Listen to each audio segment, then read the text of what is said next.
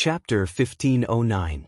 As a bugged listening device, the system had a firm grasp of Niel Yang, Wei Yong and the others' movements and conversations.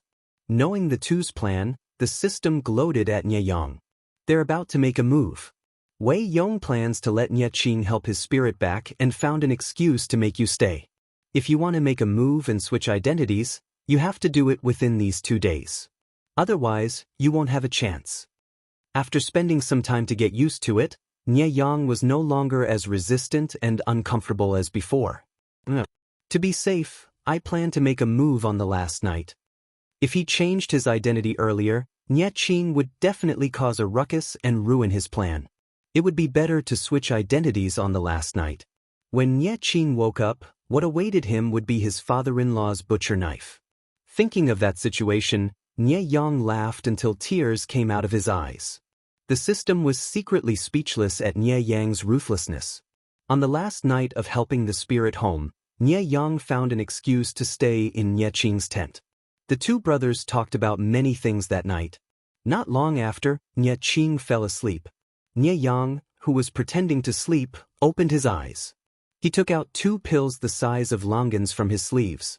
These were the appearance change pills that the system had given him. After asking about the method to use it, the system gave him a bottle of sleeping powder that could make people fall into a deep sleep with just a sniff. For the appearance change pills to work, the target's blood had to be taken and mixed with it to be consumed. Nie Qing wasn't in a deep sleep. If the blood was taken directly, it might wake him up. Nie Yang's hands trembled as he cut Nie Qing's finger and stabbed himself. He mixed Nie Qing's blood with pills and swallowed it. Not long after, his slender body became more plump, his skin squirming like it was alive, making people's hair stand on end. When the squirming subsided, Nie Yang stood up and looked in the mirror. The person in the mirror was Nie Qing's face. As expected, just where did the system come from? How could it have such a treacherous method? Not only the face, figure, skin, even the eyes and aura were the same as Nie Qing's. The system reminded, as the saying goes, one's appearance comes from one's heart. You have to control your heart. Otherwise, you'll be easily discovered. The only reason why Nie Yang looked so similar right now was because of the miraculous effects of the transfiguration pill. Once Nie Yang got used to it, his temperament would also change, and he would eventually reveal his flaws. However, this was nothing. Nie Yang took Nie Qing's place to carry the spirit back. For the time being, they were separated from Wei Yong. That old fox would not discover them. Nie Yang's eyelids drooped. I understand. I'll be careful. He fed the other pill to Nie Qing. Nie Qing fell into a deep sleep, and Nie Yang watched as Nie Qing's face turned into his. After ensuring that there were no mistakes, Nie Yang went back to sleep. However, he tossed and turned, unable to fall asleep. He stayed up until dawn. That night, not only did Nie Yang not sleep well, Wei Yong was also in no mood to sleep. Master! Wei Yong suppressed his sobs and held Nie Yang's hands that were almost as thin as bones tightly in an attempt to keep him awake. Nie Yang was already on the verge of death, but somehow, a surge of vitality surged through his almost dried-up body, giving him the strength to finish his sentence. Zishan, take good care of Qing. If there's anything wrong, just scold and teach. Nie Yang felt that his vitality was quickly draining away. He subconsciously held Wei Yong's hands tightly and said, "The Nie family, if we can't save them, let them be." Nie Yang had sacrificed his life for the Nie family, but he could not let his friend fall because of him. Wei Yong naturally nodded his head and agreed to whatever Nie Yang said. Liang has a close friend like you. This life is not a loss. The last few words were said with his mouth. Wei Yong said, "This subject feels the same." After he answered, he found that Nie Liang had already closed his eyes and his raised hands had loosened their grip.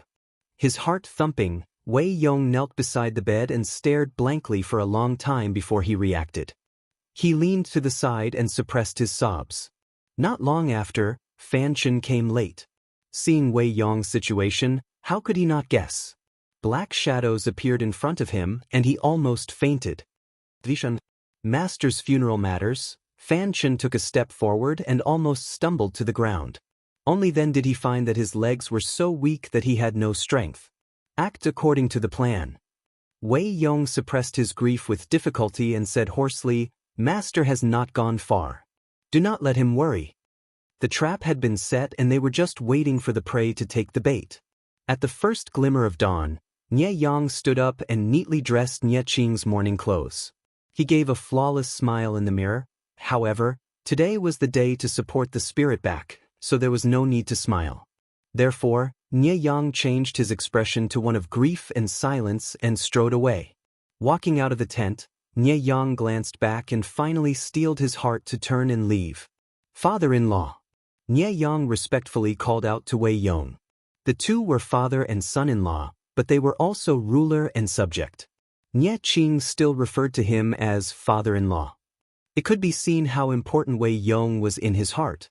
Thus, even if Nie Yang was very wary of this person, he could not act against Wei Yong in the short term. Wei Yong's face was extremely pale and he looked somewhat dazed. He gathered his spirits and said to his son-in-law, "The journey is long. Young master has worked hard on the matter of supporting the spirit." Nie Yang asked a few questions out of concern, completely acting like a different Nie Qing. The system watched his performance and was secretly speechless. Nie Yang was really born in the wrong era, or else he would have swept the Oscars. Wei Yong said weakly, "It's nothing. Last night, I thought about my late master's past and couldn't control my emotions, so I couldn't sleep." The system reminded Nie Yang in a timely manner. This morning, Nie Yang couldn't take it anymore and passed away. Wei Yong was heartbroken and cried the whole night. "Don't expose him, he looks so pitiful." The person lying in the coffin now is not Nie Yang's substitute, but Nie Yang himself. Nie Yang's shrouds were all changed by him. If that's the case, father and son will die on the same day. I wonder how Nie Yang, who left first, will feel when he sees his son catching up to him on the road to hell. Nie Yang sighed. "Looking at the current situation, don't you think you're too cold-hearted, system?" The system wanted to roll its eyes. It wasn't a human, it was the highest form of life that surpassed humans. Humans were just ants. No matter how tragic their deaths were, it would not be able to arouse its sympathy. Nie Yang was really stupid to use a human's mind to judge it. Wei Yong said, "The auspicious time is here. Young master, go on your way." Nie Yang warned, Yang's personality. "If there's anything wrong with him, please forgive him, father-in-law." Wei Yong could not even smile in response, and only said that he would take care of Nie Yang. Raise the spirit.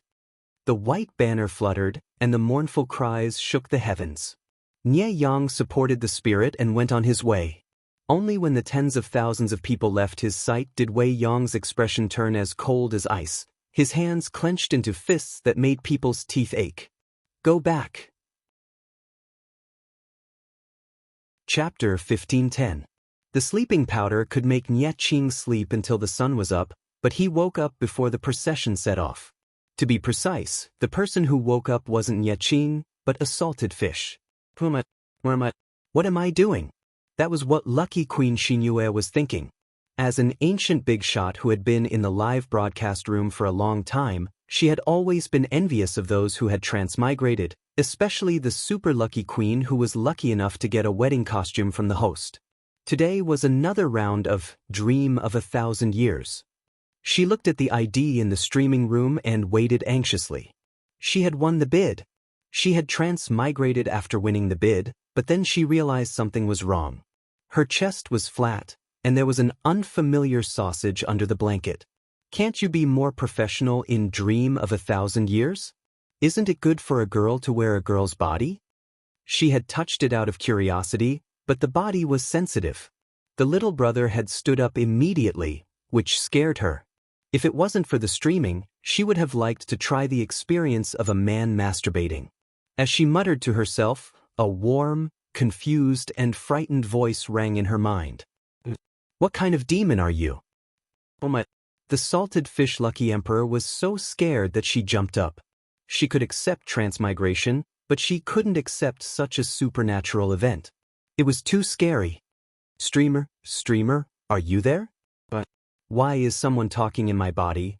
There had been so many dream of 1,000 years in the past, but no one had experienced such a thing. Was there a bug in her transmigration? Jiang Pingji was having breakfast. As usual, she had 15 to 16 steamed buns and 3 to 4 bowls of seaweed soup. Streamer V, you look like a military tent. Figure out where you are first. Don't panic, I'll always be here. The lucky emperor was slightly relieved. At that moment, the voice rang out again. It was panicky and confused. Who are you? Why is it Yang's voice? The salted fish asked timidly, Who is Yang? Jiang Pingji glanced at the streaming room. The temporarily borrowed body of the lucky emperor looked familiar. She frowned and quickly remembered who the person was. It was the host of the system fragment, a young man named Nie Yang.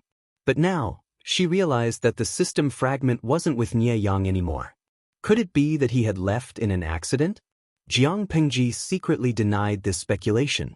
Apart from the main body of the system, the energy stored in the separated subsystems was limited, and it was impossible for the system to easily give up on a host. The conversation between Lucky King and the mysterious male voice continued. The man said, Yang is Nie Yang. Who are you? Lucky King asked. Then who are you? As he spoke, he found the copper mirror. The face reflected in the copper mirror was Nie Yang's. The man could see everything around him through Europe's eyes, but he couldn't control his body. When he saw the face reflected in the bronze mirror, he almost lost his composure. How did he get into Nie Yang's body? Who was the one who possessed Nie Yang's body? Where are the Reala Yang in my body now? All kinds of problems troubled Nie Qing. Yes, this unlucky person who had his nest occupied was Nie Qing. Dream of 1,000 years had chosen his body as its host. It took Lucky a few minutes to understand the situation. If that's the case, I've joined Yang. He's my lord's enemy. Lucky Emperor was smart. He did not say host but replaced it with lord to prevent Nie Qing from asking all sorts of questions. Nie Qing's heart trembled. What did you say? What enemy? Who is your lord? The famous Lu Shi, my little brother. Are you afraid now? I have a strong backer, so you better behave yourself. Nie Qing suddenly lost control. He suspected that Jiang Pingji had used witchcraft to cause the current situation. Lucky King ignored him and curiously studied the system interface. According to Lucky King's guide on the forum, the system would give him a reminder to help him hide his identity. Lucky King didn't understand the situation, so he naturally sought help from the system. He was shocked when he saw it. Please leave this place immediately. A fatal disaster is about to befall you. Oh my, this is so exciting. She had only transmigrated for a few minutes, but a red alert had sounded. I'm not transmigrating, this is PUBG. In Nie Qing's ears, it was harmonized into, I'm not beeping, it's beeping, beeping, beeping, beeping. Because he couldn't control his body, Nie Qing could only watch as the wandering ghost controlled his body to put on his clothes and leave the tent. Nie Qing couldn't help but ask, Where are you going? Lucky King said impatiently, Escape, don't bother me. The system was considerate enough to give him an escape route. The lucky emperor tried to calm his racing heart as he moved quickly. She didn't know if it was a psychological effect, but she felt a sense of danger following her like a shadow. According to the system, she came to a logistics tent, endured the stench, and picked out a military uniform to change into. Anyway, this body was a man's, so she changed into it and smeared her face with yellow mud. Relying on the guide given by the system, Lucky King blended into the patrol team without any mishaps. Nie Qing asked in surprise, How do you even know the password to change every 3 days? There were many people in the camp, and in order to prevent spies from sneaking in, the password was often changed everywhere. Nie Qing thought there was a spy in the camp, and was anxious about how to pass the news to Wei Dan and the others. He was caught off guard and heard a shocking discussion. The soldiers who stopped to rest actually said that Nie Qing was ready to set off. How was that possible? If he was here, then who was the Nie Qing the soldiers were talking about? Not long after, there was a commotion in the camp, as if someone was being tracked. Nie Qing once again heard an explosive news that turned his worldview upside down. Nie Yang secretly planned and sent people to assassinate the elders of the Nie family and its affiliated forces, with the intention of attacking young Master Nie Qing and seizing the Nie family. How is this possible? Wei Dan sent off the funeral procession and turned to kill Nie Yang, but he didn't expect Nie Yang to not be in the tent. Where is he? Where did the guards go? Wei Dan was furious. How many spies had he sent to keep an eye on Nie Yang? Why were they all transferred away? After a while, Wei Dan found out that the person who was transferred away was his good son-in-law, Nie Qing. More accurately, it should be Nie Yang who replaced Nie Qing. The system asked Nie Yang why he did this. Nie Yang said, "You don't understand the human heart. If Wei Dan directly went to settle the score, he would most likely choose to torture him. That way, Nie Qing would have time to defend himself. But if Wei Dan returned and found that Nie Qing was not in the tent, he would most likely suspect that Nie Qing fled in fear of punishment. In his anger, he would most likely kill him, and Nie Qing would not have a chance to defend himself." The system was silent for a while. As expected, the human heart was hard to predict when it became vicious. Chapter 15:11. Hey, are you okay?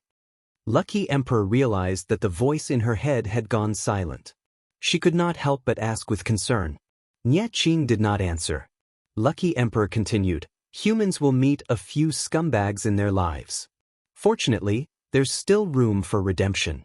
The most important thing for you now is to find a way to restore your identity. Now that you're wearing Nie Yang's face, you'll be killed the moment you show up." The Nie family's military camp was heavily guarded.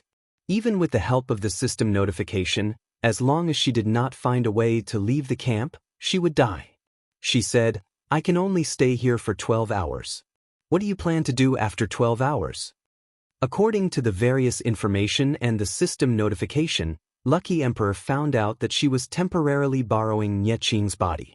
However, because of the appearance alteration pill, buff, this body looked like Nie Yang and was about to face the danger of being hunted down. Let me ask you a few questions. Do you trust your father-in-law, Wei Dan, or your good brother, Nie Yang?" After a while, Nie Qing's trembling and suppressed voice sounded in her head. "Of course it's my father-in-law." Lucky Emperor said, "Then it's settled. Your father-in-law said that Nie Yang secretly plotted against the Nie family and killed the Nie family's elders. It's very likely that he was the one who poisoned your father. You inexplicably ate the appearance alteration pill and became Nie Yang. Have you ever thought that the real Nie Yang also ate the appearance alteration pill and became you? If that's not the case, how do you explain the people who are supporting you? If he's really your good brother, why didn't he call for you when he suddenly changed his face and identity? If I didn't appear, your father-in-law would have cut you into pieces." Nie Qing was silent for a long time. However, Lucky Emperor could feel his emotions. Under the influence of that strong emotion, even she could not help but feel hatred and pain. "I say, think of a way." Even with the system's help, she could not leave the Nie camp. But that old fellow Wei Dan had locked down the camp and said that not even a fly could be let out. Her idea of joining the streamer had gone down the drain. Now, she could only hope that the native, Nie Qing, had a good idea. Nie Qing said, "Do me a favor? Do you know how to write?" Lucky King said, "Brother, are you looking down on the cultural level of a straight A student who received 9 years of compulsory education, a key high school student, and a 211 university student?" Nie Qing didn't understand what she was saying, but she felt kindness. "Help me write some words. I can't control my body." After all, they were two little grasshoppers tied to the same rope. She didn't want to be the first person in the history of Dream of 1,000 Years to die prematurely. That would be too embarrassing. Not only did he not bring back any local specialties, he was also chopped into pieces by the father-in-law of this body. He could not afford to lose face. Nie Qing calmed down and said, Yang, although Nie Yang understands me, it's impossible for him to know everything. I still have a way to prove my identity. But I need your help. Help me hide for a while so that father-in-law can calm down." He knew very well how loyal his father-in-law was to his father. If they found out that the culprit behind all of this had escaped, they would have to kill him. Nie Qing would not even have a chance to defend himself.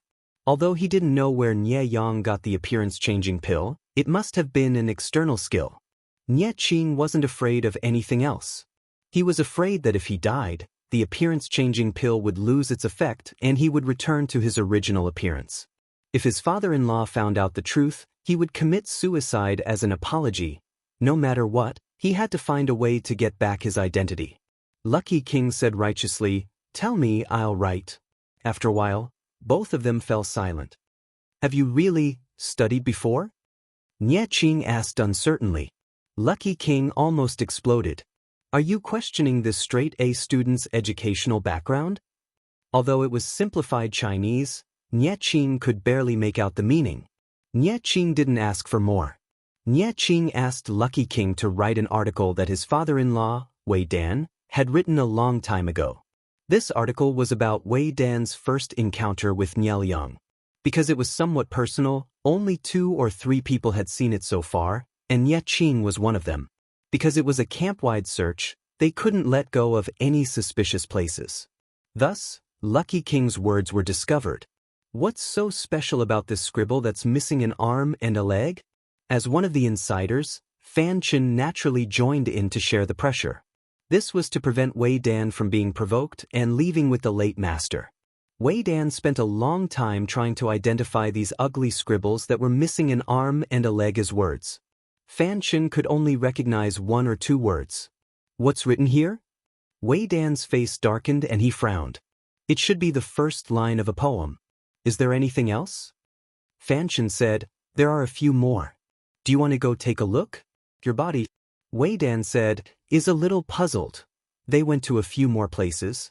The more Wei Dan read, the darker his expression became. "The poem you're talking about is?"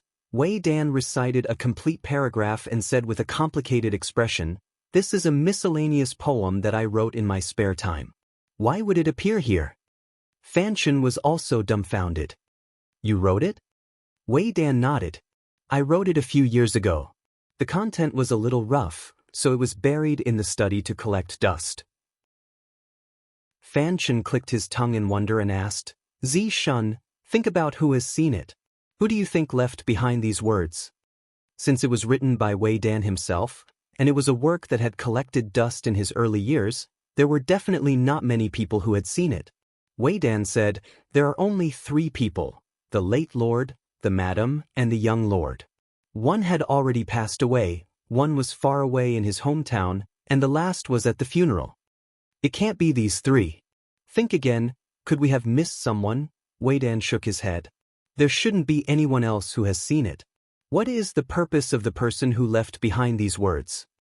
As they spoke, a soldier reported that they had found another place. This time, the words were not poems written by Wei Dan, but by Nie Qing when he was young. However, Wei Dan reprimanded Nie Qing for being too crafty and moaning without reason, and had him rewrite it. In other words, this was a useless manuscript. The only people who knew about it were Wei Dan and Nie Qing. In another place, the European emperor wanted to cry but had no tears to find that the enemy's search circle had shrunk even further. Even with the help of the system, it was difficult to get away. "Big brother, are you sure those words are useful?" Nie Qing said sadly, "I'll give it a try.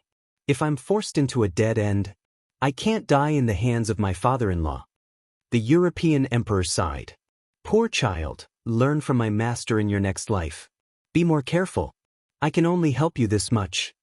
After a while, the European emperor heard the sound of footsteps approaching. Not long after, several spears were pointed at her head. "I think it's a game. It's over."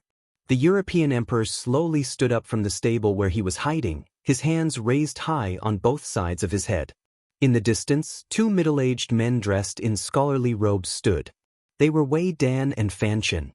Fan Chen said, "You're quite good at escaping. Did you think about the consequences when you were doing evil?" The European emperor could not help but struggle. He grabbed the manger with both hands and shouted at Wei Dan, "Father-in-law, I'm your son-in-law, I guarantee it. I also know that there's a painting on the 3rd row of your bookshelf." Wei Dan scolded, "Shut up, Fan Chen." Chapter 1512. Enchanting asked curiously. How do you know what's under the third row of my bookshelf? The European emperor said, I'm just spouting nonsense, but I feel like I hit the mark. Enchanting was speechless. Wei Yong took a few steps forward and placed his right hand on the hilt of his sword. He pulled out his sword. Both the European emperor and Enchanting thought to themselves, my life is over. Father-in-law, please wait. The European emperor raised his hand to stop him from approaching. His expression was full of anxiety. She carefully swallowed her saliva and said, Father-in-law, please don't do it. I'll cut my own throat. Please don't tire you out. Enchanting had said that even if she had to die, she couldn't die in the hands of Wei Yong. The European emperor felt that it made sense.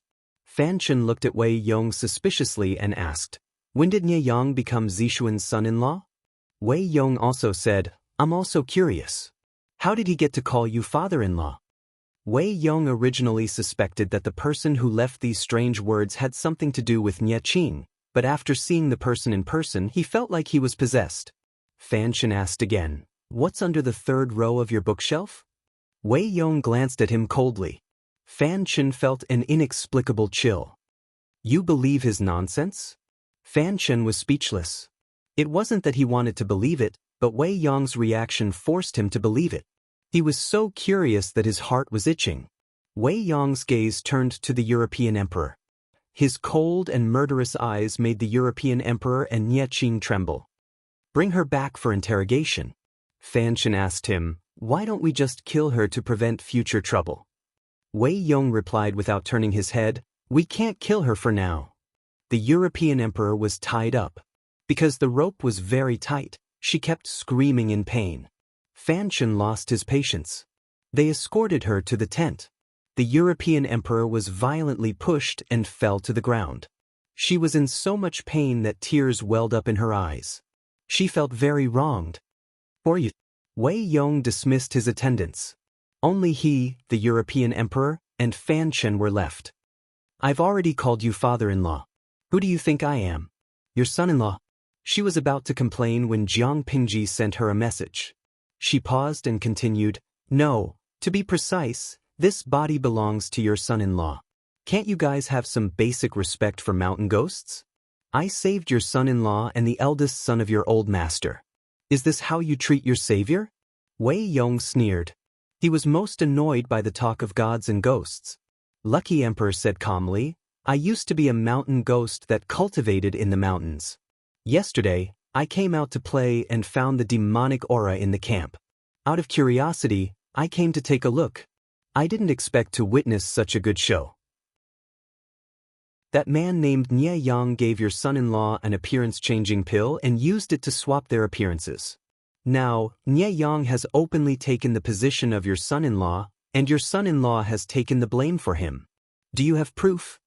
Lucky Emperor said stubbornly, I don't have any evidence, but you can kill me. I only hope that you can remain calm when you see your son-in-law die under your sword. I'm a spirit of the mountains, shapeless and formless. If this body dies, at most my soul will leave, but your son-in-law won't be so lucky. After listening for a while, Fan Chen was confused at first, then shocked. You're really a spirit?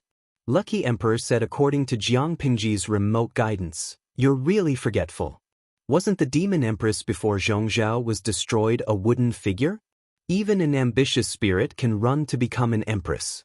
Why can't a well-behaved mountain ghost come out and do good deeds? The news that the demon empress was a wooden puppet spread like wildfire among the people. Many people thought that it was just a rumor, but Wei Yong, Fan Chen, and the others had their own sources of information. The demon empress had indeed turned from a living person to a wooden puppet in front of everyone.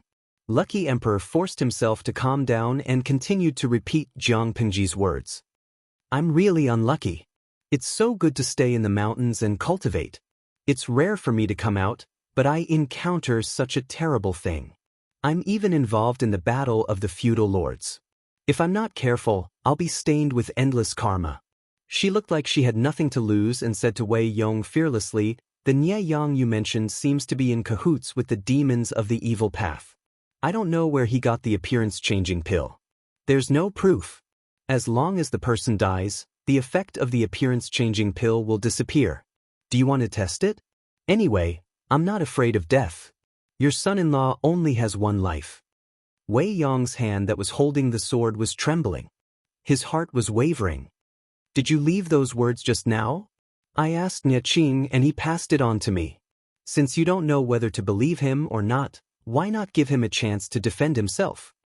Wei Yong asked again, can he hear me? Lucky Emperor heaved a sigh of relief. The streamer was worth 2 people. It seemed that Wei Yong had been fooled. He can hear you. If you want to ask me anything, I can help you pass on the message. If what you said is true, I'll treat you as my benefactor. If there's any falsehood, you know what will happen to you. Lucky Emperor saw that Jiang Pingji had sent him another bullet screen. He was excited. Great. It just so happens that we mountain ghosts don't like to be involved with mortals, especially people who are involved with the world's major powers. I saved Nye Qing's life. Remember to give me a gift. We're done. Wei Yong's face darkened. He asked a few questions. For example, where did he become Nye Qing's disciple, what they talked about, what jokes Nye Yang made when he brought his son to be his disciple, what promises Nye Qing made when he married Wei Yong's eldest daughter. These were all private matters. Very few people knew about them. Even if Nye Yang and Nye Qing were close friends, it was impossible for him to know about these small matters. To prevent accidents, Wei Yong purposely set up traps. For example, he asked Nye Qing what books were placed on the bookshelf in the southwest corner of his study. In reality, there were only a few zither and no bookshelves.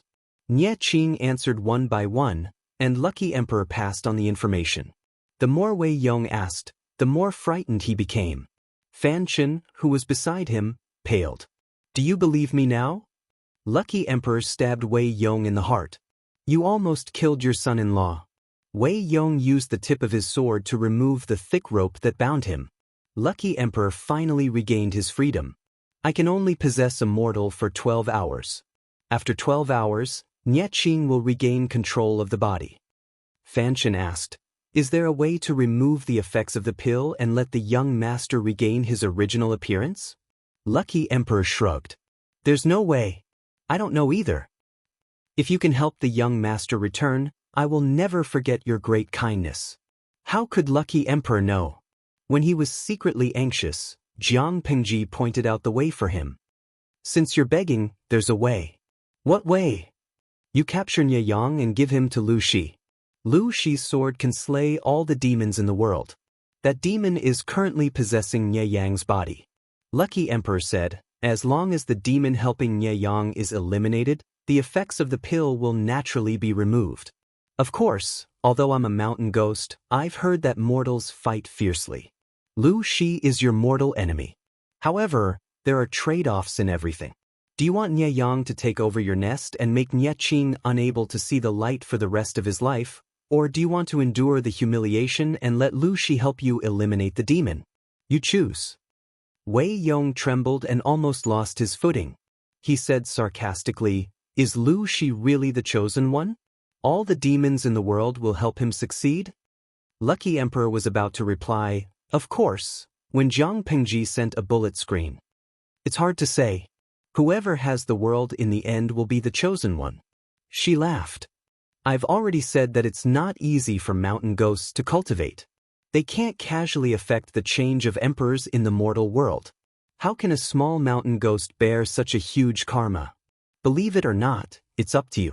Fan Chen said, that's true. If mountain ghosts help Lu Shi, why would they save the young master? Chapter 1513. Oh Huang said this with a fake smile, but deep down she was very upset. She didn't understand. Wasn't it good for the myth streamer to damage the enemy's morale? Why did she reject it? Jiang Pingji's reason was simple. First, she had the strength to defeat the Nye family. There was no need to take this shortcut. Even if she won, it would not be honorable. Instead, she would be criticized as destiny. It sounded nice, but it was useless against those who were strong. How could she feel good if she said that she got her results by luck? Second, and this was also the most important reason, she wanted to take the opportunity to get rid of the system fragment. Other than the god-slaying sword in her hand, ordinary people could not deal with a spiritual life like the system. It was useless to kill Nieyang. The system fragment would find a way to escape. If she missed this opportunity, it would be difficult to catch it in the future. To put it bluntly, this thing was a pile of sh*t. It would always jump out to annoy her when she didn't expect it. Killing it would solve the problem once and for all. Jiang Pingji did not explain to Oh Huang. Oh Huang could not ask in front of Wei Yong and the others. She could only bury her doubts in her heart. At that moment, Nie Qing's voice sounded. She asked a question that caught her off guard. Didn't you just say that Lu Shi is your lord? Why did you change your mind? Are you someone sent by Lu Shi or are you a mountain ghost? With Jiang Pingji's help, Wei Yong was coaxed, but Nie Qing was not so easy to fool. She still remembered that Oh Huang had told her that Jiang Pingji was her lord. Since she called her lord, it was obvious that she had a point. Nie Qing said sternly, "Don't lie to my father-in-law." Oh Huang was secretly sweating. He blamed himself for talking too much. It was not easy to smooth things over. Because Jiang Pingji could not hear the conversation between Nie Qing and Oh Huang, she could not help her. She could only rely on herself. Fortunately, she was quick-witted and thought of an excuse. Didn't I say that just to appease you? If my lord was really Lu Shi, would I help you? I should just cut my own throat and force your father-in-law to death. Then your family would fall into endless internal strife. Nie Qing was stumped by her words. She said a little awkwardly, "I'm sorry I misunderstood you. I'm a magnanimous person. This little misunderstanding is nothing." Lucky Emperor heaved a sigh of relief and said nonchalantly, "But you, brother, I feel that you have a big problem. You are so pure and kind while Lu Shi is full of ink from head to toe. You will be at a disadvantage." Nie Qing didn't understand what covered in ink from head to toe meant, but he could relate it to the fact that Lucky Emperor said he was pure and kind. For a moment he thought of Nieyang, and his mood sank again. Being kind was not a bad habit, but Nie Qing had to admit that his kindness was untimely. Not only would he get himself killed, but he would also implicate the people around him. This time, he was lucky enough to run into the mountain ghost, and his father-in-law did not kill him. If he were to fall into the same trap again, would he still be so lucky? Nie Qing's talent was not bad, it was just that he usually liked to think in a positive direction. After this experience, he should have truly matured. It's not a bad thing to be kind. If you were in a peaceful era, you would have made friends all over the world. But it's a chaotic world now. Your father is gone, and no one can shelter you from the wind and rain. You can't continue being so pure. Lu Shi is too black-hearted. He's full of schemes. If you don't work hard, how can you protect your father's hard work? Nie Qing revealed a bitter smile. Thank you for your guidance, fairy. Lucky Emperor was stunned. He could not help but hug his head in frustration. She was on the streamer's side. Why would she comfort the leader of the opposing camp? Would the streamer expel her as a fan if she knew? Jiang Pingji did not know, and even if she did, she would not say anything. After all, the salted fishes were there to have fun and experience transmigration, not to be her subordinate and work for her. Jiang Pingji could not restrict the salted fish's preferences and choices. She would choose to respect them. Lucky Emperor comforted Nie Qing, which showed that he was a kind and simple salted fish. After settling Nie Qing, Lucky Emperor said, "Don't you need to send people to chase the Real Nieyang?" Wei Ming said, "There's no rush. The spiritual support team is not fast. They can catch up in a day." Since that was the case, Lucky Emperor was not in a hurry. Just as she did not know what to say, Jiang Pingji reminded her to take advantage of Wei Ming. "I helped you and saved Nie Qing's life. The deal is done. Thank you for your patronage." Wei Ming maintained his poise. "Just tell me what you like, fairy. We will definitely give it to you." I like forthright people like you. My anxiety today was not in vain. I was afraid that I would turn into a box the moment I landed. If not for her quick-wittedness, coupled with the system's notification and Nie Qing's assistance, she would definitely be dead. Now that the danger was averted, she would not be able to live up to her anxiety if she did not extort more good things. Lucky Emperor's first reaction was accessories. Headwear. I want a set of headwear. I heard that she sent a set of headwear for women. Is it still there? I want that. Wei Ming and Fan Chen's expressions were a little ugly. Even though Niel Yang had cleverly resolved the humiliation of sending a headwear for women, he was not happy to mention it. Lucky Emperor just had to rub salt into his wound. I burned it as a sacrifice. Wei Ming's tone was slightly cold. What a waste of God's gift, Lucky Emperor said. Then, find a similar set. What a bunch of wastrels. Did they not know how expensive the set of gifts given by the host was?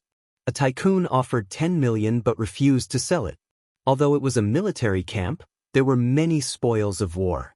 If one looked carefully, one could find gold, silver, and jewelry. Wei Ming sent someone to search for a box for Lucky Emperor as a thank you gift. Naturally, Lucky Emperor wanted to accept all of them. However, the system reminded her that there was a weight and volume limit when she teleported back. If she exceeded the limit, she would be in trouble. Why is this happening? Lucky Emperor could not help but feel distressed. She wanted all of these treasures.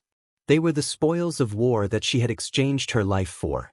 The system actually gave her an answer. The Dream of 1,000 Years event is not only to repay the audience's long-standing support, but also to correct history and ensure that the world does not collapse. If the experiencer takes too many items, it is very likely to cause a deviation in the historical timeline. Please understand. Lucky Emperor expressed her understanding towards this explanation. It was a pleasant surprise that she had gained something this time. She was not a greedy person, so she quickly calmed down. She endured the pain of picking and choosing. As far as the system allowed, she chose what she thought was the prettiest, the most favorite, and the most valuable. Nye Qing could not stand it anymore. He said, "These are the thank you gifts from father-in-law. Fairy, you can take all of them." You don't understand. This is called an equivalent exchange. I can only receive what I give. Lucky Emperor's face was full of tears, but she still had to maintain the posture of an expert. She said earnestly, "Your life is only worth this little money. I can't take more, or I will suffer retribution." Nye Qing was speechless. Chapter 15-14. O Huang rebuked Nye Qing, and his gloomy mood was finally lifted. However, the surrounding salted fishes were rather curious about how she was being picky and not accepting all of them. Why didn't she take everything Wei Dan gave her? It was a big box of jewelry, and there were at least 100 of them. In the end, the salted fish O Huang sat on the ground and picked the lighter, expensive, and good-looking ones to put aside. There were about 10 of them. Jiang Pengji frowned and realized that things were not so simple. Looking at O Huang's reaction, she probably wanted to take all of them, but she chose a portion. Obviously, there was a system restriction. Jiang Pengji asked her old chief, who was also online. "You Abba, Jiang Xiaojiu, have you ever sent a parcel before?" Jiang Pengji said, "What kind of person do you think I am? Who hasn't used Interstellar Express in this era?" "You Abba, express delivery is also about the most important thing and the continuation of the wait. In layman's terms, Dream of 1,000 Years was the most important thing, including the transportation and the return ticket.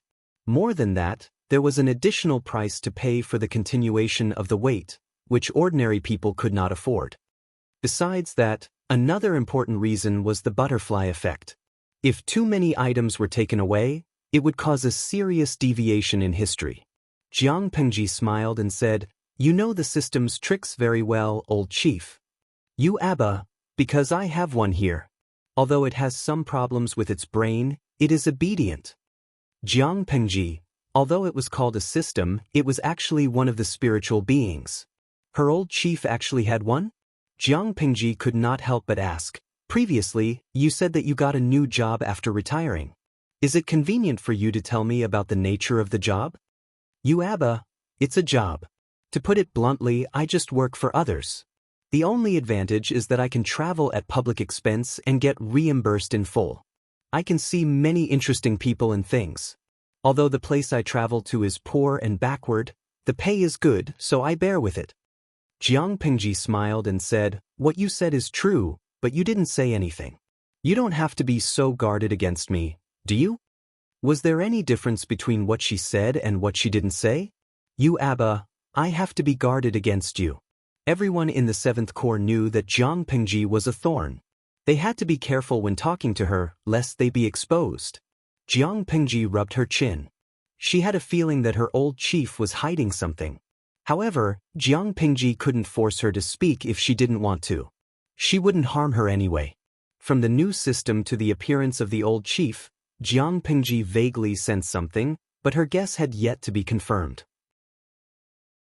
"Your Abba, due to the confidentiality agreement we signed in the past, there are some things that you won't be able to find out even if you want to because I can't tell you." The only thing that could be revealed was that the human alliance was relying on this piece of land to revitalize the overall situation. Jiang Pingji was dumbfounded. She then thought of the few subsystems that she had killed. The system was the former heavenly brain that had a grudge against the Federation. From the looks of it, the burden on his shoulders was quite heavy. However, it sounded a bit exaggerated to say that the entire human alliance was counting on her to save the situation. "Your Abba, oh, this is not an exaggeration at all. You will know in the future." Jiang Pengji was kept in suspense and her heart was itching.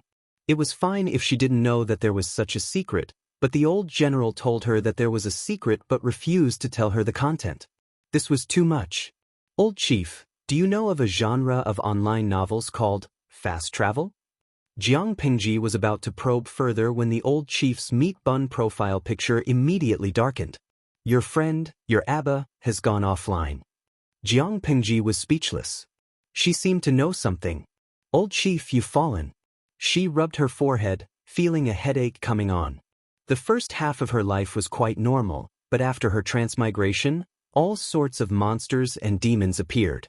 However, now is not the time to complain about this.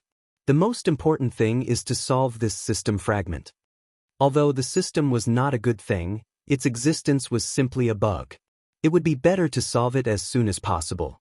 On the other side, Wei Yong and the others did not dare to take even half a step away from Oh Huang.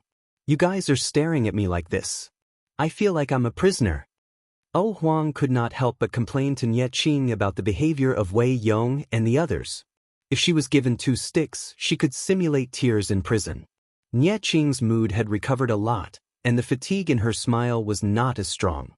Hearing Oh Huang's willful and unguarded words, she could not help but smile. Father-in-law and the others will not be able to dispel their suspicions with just a few words.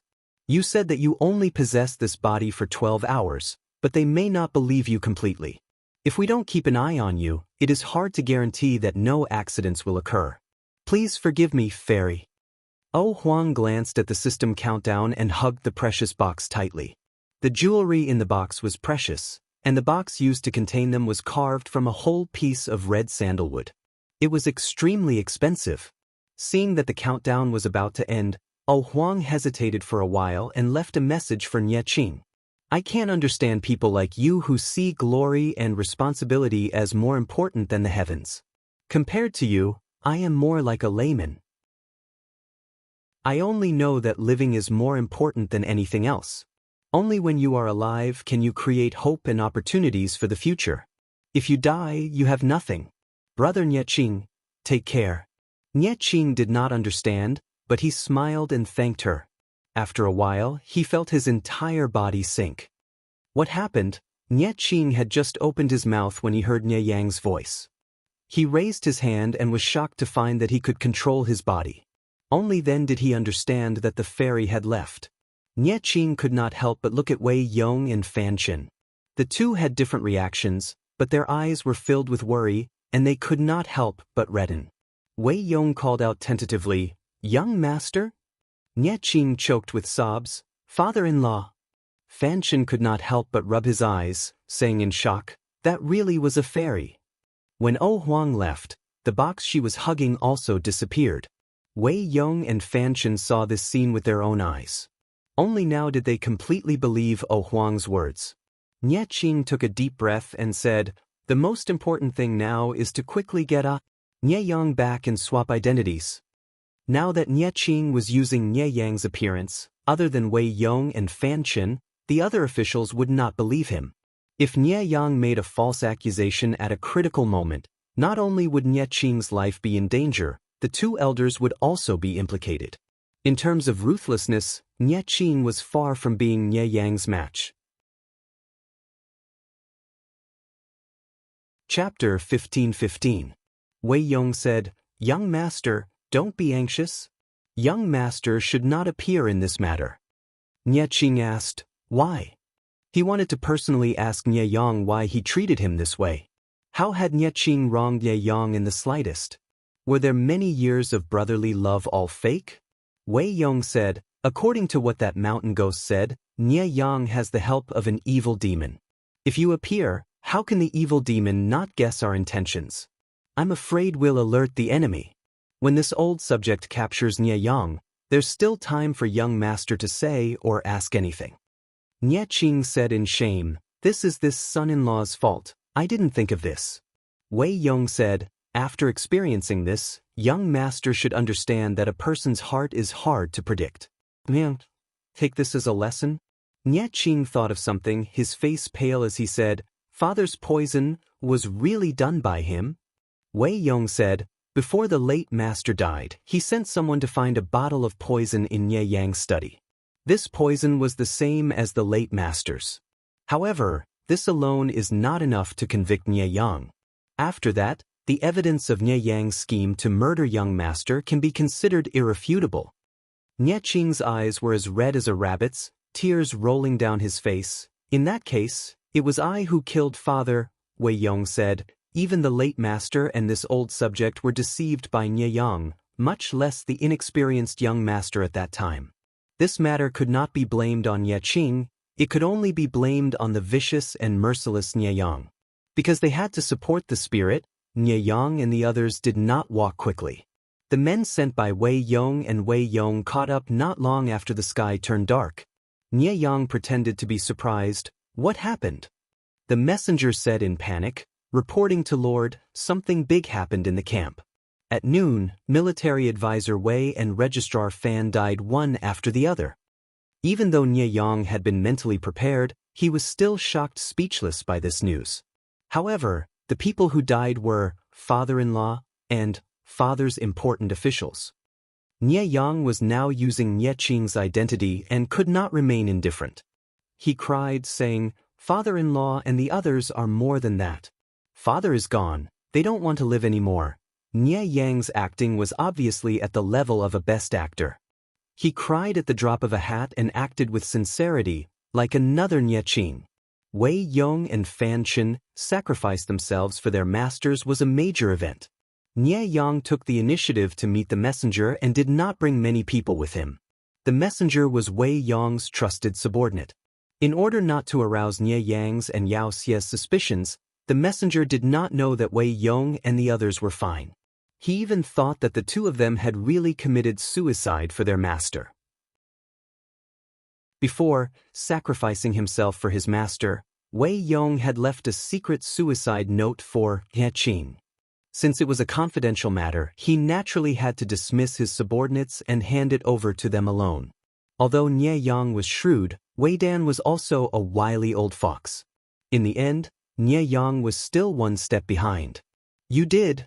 Nie Yang opened the letter. Just as he was about to read it, Wei Yong's confidant suddenly rushed forward, covered his mouth, and subdued him. At this time, a body double that looked very similar to Nie Qing changed into morning clothes and a bamboo hat, switching identities with Nie Yang. "Tie him up and gag him."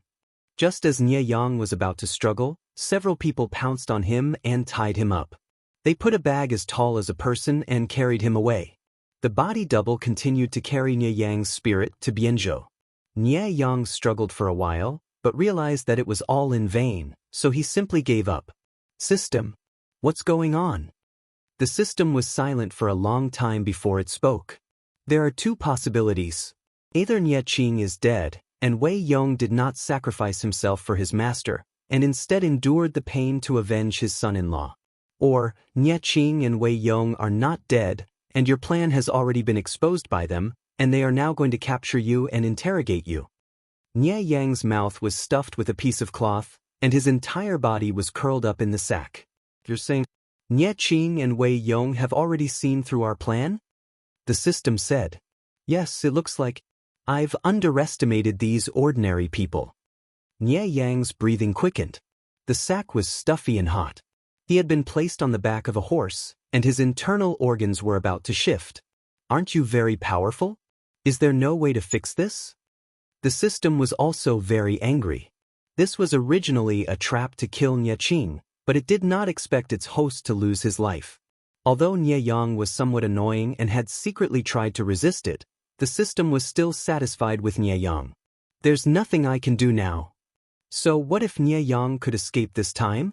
He would lose his noble identity and status, and he would have to conceal his identity and hide in the future. The already weak Emperor's energy in Nie Yang's body would dissipate completely. To the system, he was useless. The only use he had was for it to continue to absorb the last bit of Emperor's energy. In fact, as one of the candidates to possess Emperor's energy, Nie Yang's Emperor's energy was no weaker than Jiang Pingji's at the beginning. If not for Nie Yang's rise and the system's interference, Nie Yang would have become the ruler of the Nie family, and the Emperor's energy would have become stronger and stronger along with his status.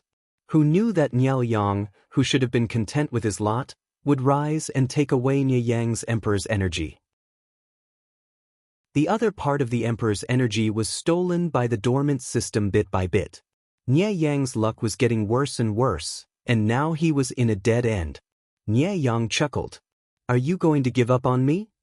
The system said, it's not that I want to give up on you, it's that you're too disappointing.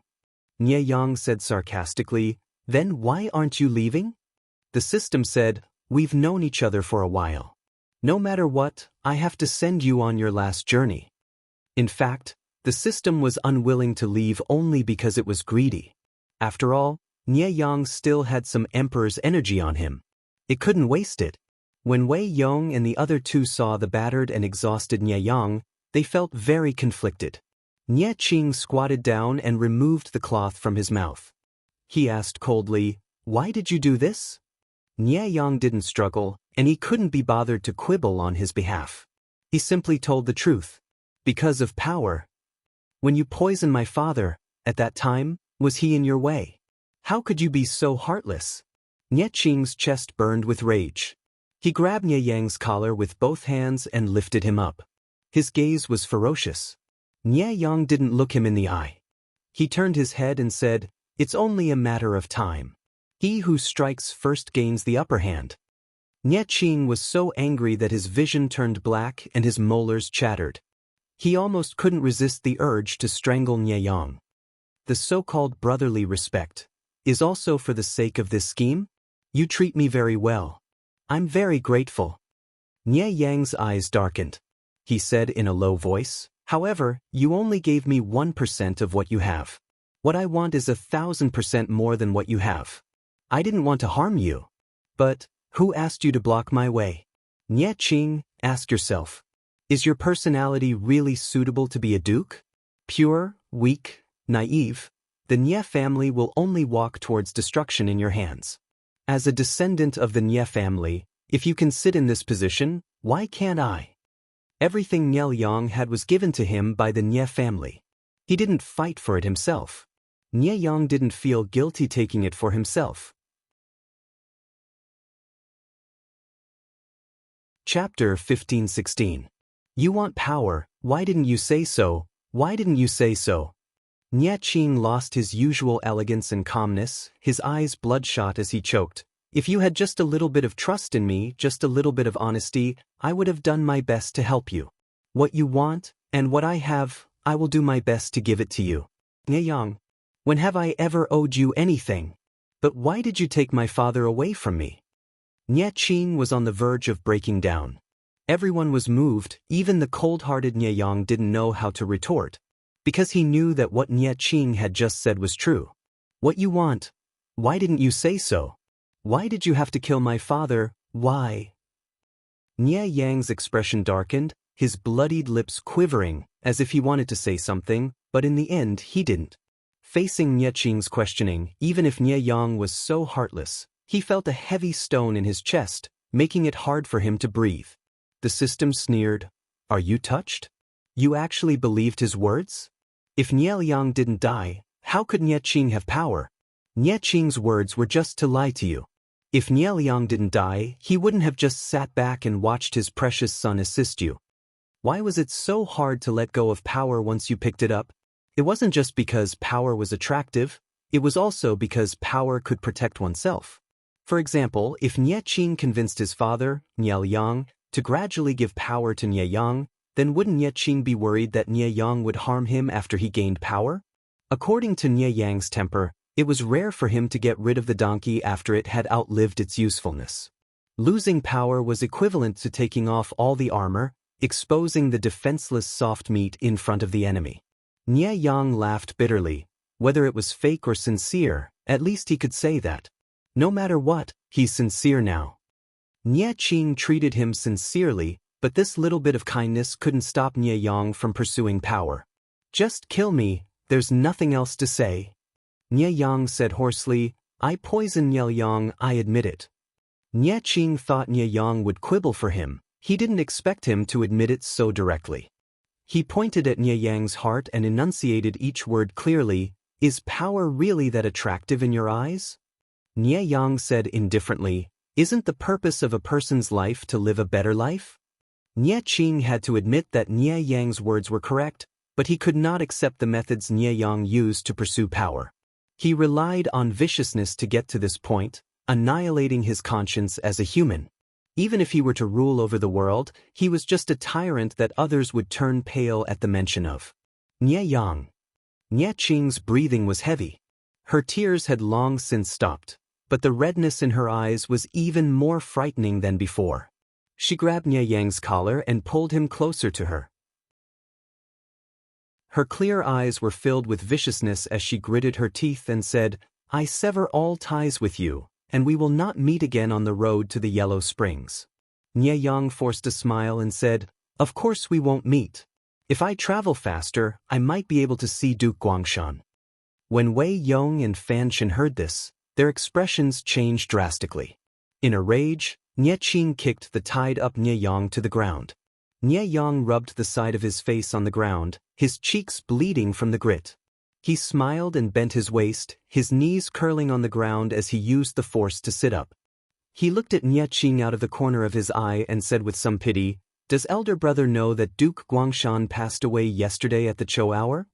Even though Wei Yong and Fan Shen had ordered Nie Yang to shut up, he still finished speaking without fear of death. "Yesterday, the Cho hour?" Nie Qing was somewhat confused as he turned to look at Wei Yong and Fan Shen. Father had passed 7 days ago. How could he have passed away yesterday at the Cho hour? Seeing this, Wei Yong knew he could not hide it and said directly, "Former Lord did pass away last night at the Cho hour. Previously, when he was about to enter the coffin, he choked and woke up. Former Lord ordered us to hide it and secretly make arrangements, which is why he did not tell everyone." Nie Qing said, "Father, hid it even from me?" Wei Dan glanced at Nie Yang with some difficulty. Nie Qing immediately felt sorrow in his heart. His already wounded heart received another blow. Fan Shen said, "Former Lord did this not because he did not trust Lord. In reality, former Lord planned to spread the news of Lord's death to see if those ambitious fellows could sit still. Once these people are dealt with, Lord's future path will be smooth. Former Lord put a lot of thought into this." Nie Qing could not listen to anything. Looking at the situation, Wei Yong and Fan Shen must have worked together to hide his father in the last few days of his life, lying alone on his sickbed, waiting for death to come. Illness not only tortured the body, but also the mind. As a son, he felt suffocated at the thought. Father had no children to serve him before he passed away. Who knew how he felt? After a series of blows, he was no longer in the mood to care about Nie Yang. "Father-in-law, Fan Shen, Nie Yang will be handed over to you." Nie Qing threw the sword at his waist to one side, saying weakly, "Follow the plan, do what needs to be done. Take him away from here. I don't want to see him again. I want to be alone." Nie Yang's eyes widened when he heard this. He asked, "Why not kill me yourself?" Nie Qing said without turning his head, "I don't want to dirty my hands." Wei Yong saw Nye Qing leave and sighed. If this matter can teach young lord to be ruthless, it's not too bad. He had someone put a large sack over Nye Yang's head and secretly sent him out of the camp. Nye Yang lay on the carriage in deep thought. The system asked him in surprise, "Is Nye Qing crazy? Does he want to let you go? Will you let the person who killed your father go?" Nye Yang asked sarcastically. He seemed to have guessed something. He closed his eyes to conserve his energy. Memories of the past quickly appeared in his mind. Happy, sad, angry, all sorts of things that made up his life. I'm wearing Nye Qing's face now. Other than Wei Yong and a few others, no one will know that I'm an imposter. If I cause a ruckus in the camp and accidentally attract the attention of Nye Yang's old officials, Nye Qing won't be able to explain himself. Naturally, he has to be executed secretly. The system was still the system. Even though it was very capable, it was too arrogant. It did not bother to figure out the thoughts of ants. This explanation was reasonable, so it did not continue asking. Nye Yang snorted coldly and his lips curled into a sly smile. It was precisely because the system did not bother to figure out the thoughts of ants that it was destined to fail. What kind of personality did Nye Qing have? He would rather something happen to him than let the Nye family fall into chaos. If he did not have a way to return to his position, Nye Qing would not dare to touch him. Even if he killed his father, he would grit his teeth and endure it for now. After all, Nye Qing was too important to Nyang. Nye Qing was ruthless enough to kill him. It was obvious that he had a way to restore his original appearance. Either he found an expert or Nye Qing knew some secret, such as Nye Yang being possessed by a demon. Killing Nye Yang was easy, but getting rid of this demon was very difficult. When Nye Yang guessed this, the image of Jiang Pingji's posture on the battlefield suddenly appeared in his mind. If he was right, Nye Qing planned to get rid of him and the system together.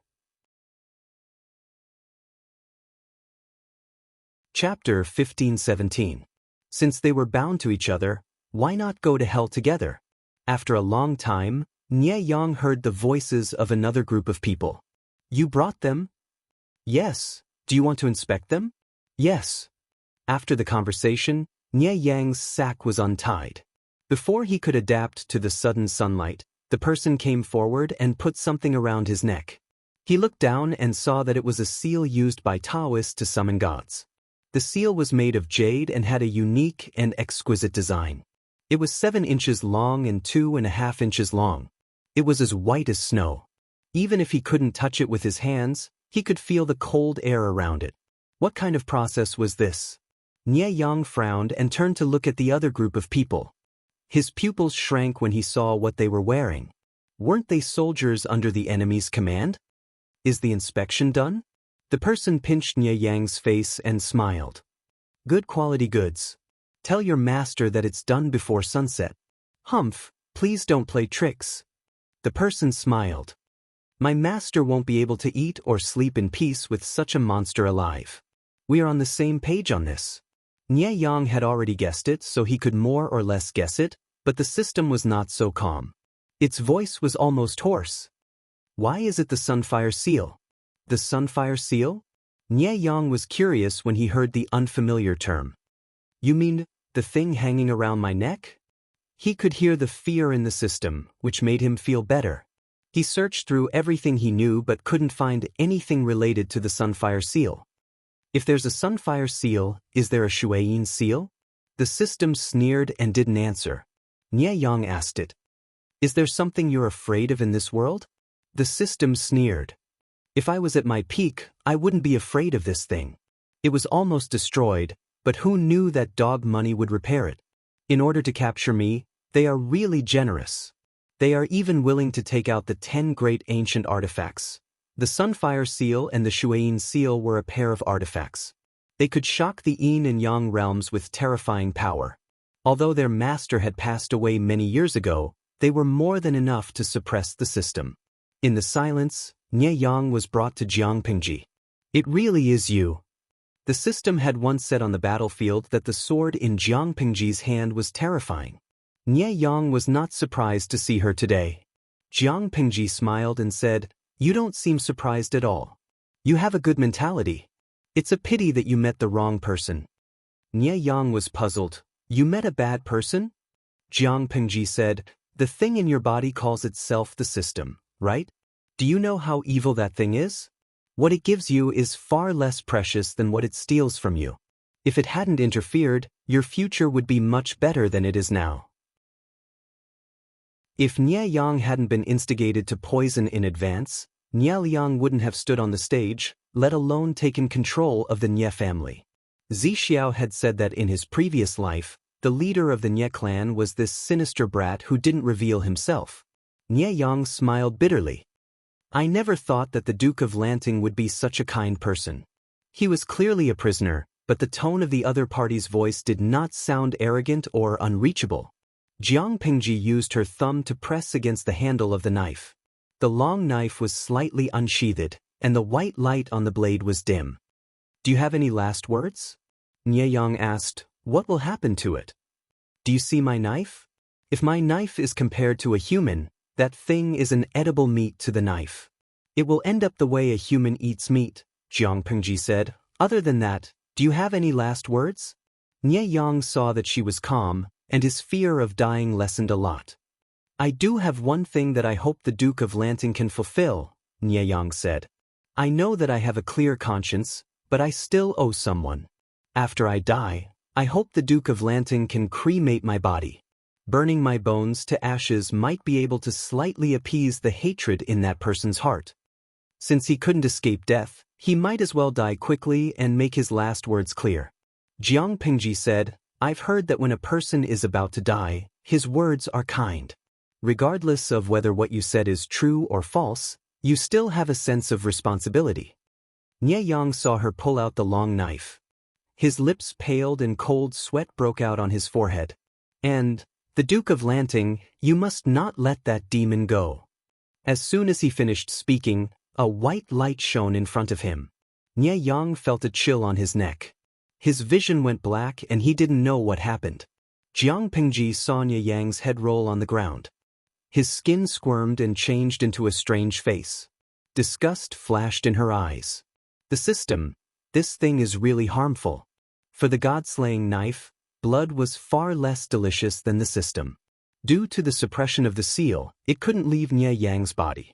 When the god-slaying knife swept past, the system was also forcibly sucked into the knife. The condensed spiritual energy turned into thousands of rays of blue light and was devoured by the god-slaying knife. Jiang Pengji raised the god-slaying knife and looked at it. Part of the totem on the blade had recovered.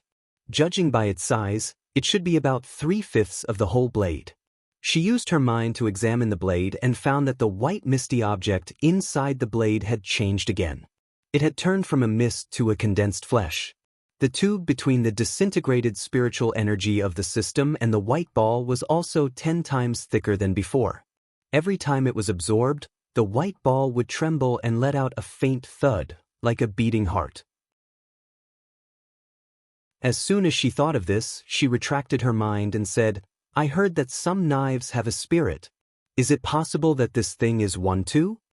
Jiang Pengji couldn't suppress her curiosity and asked the old chief. He waited for a long time before replying. You Abba, the god-slaying knife you mentioned is the key to the Federation surviving this crisis. The thing inside is not a spirit. Jiang Pengji asked, Old chief, can you be more specific? You Abba, I signed a confidentiality agreement. Jiang Pengji said, You're not in the Federation. The confidentiality agreement is nothing. You Abba, the Federation was doomed to have such a reserve marshal. She took the lead in ignoring the confidentiality agreement. She was annoyed by Jiang Pengji's questions. She gave a simple reply and went offline. Jiang Pengji rested her chin on her hand and snorted. Can a guilty conscience be solved by going offline? Looking at the god-slaying knife, Jiang Pengji murmured, It's true that the god-slaying knife can restrain the system, but it devours the system like it's food every time. It's weird no matter how I look at it.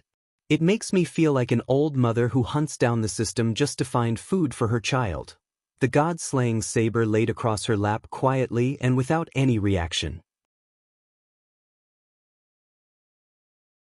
Chapter 1518. My lord, what should we do with Nye Yang's corpse? Wei Ci saw Jiang Pingji walk out of the tent and hurriedly went forward to ask. Jiang Pingji said, Nye Yang's last words were that he hoped I could cremate his corpse. Cremate? Wei Ci was shocked.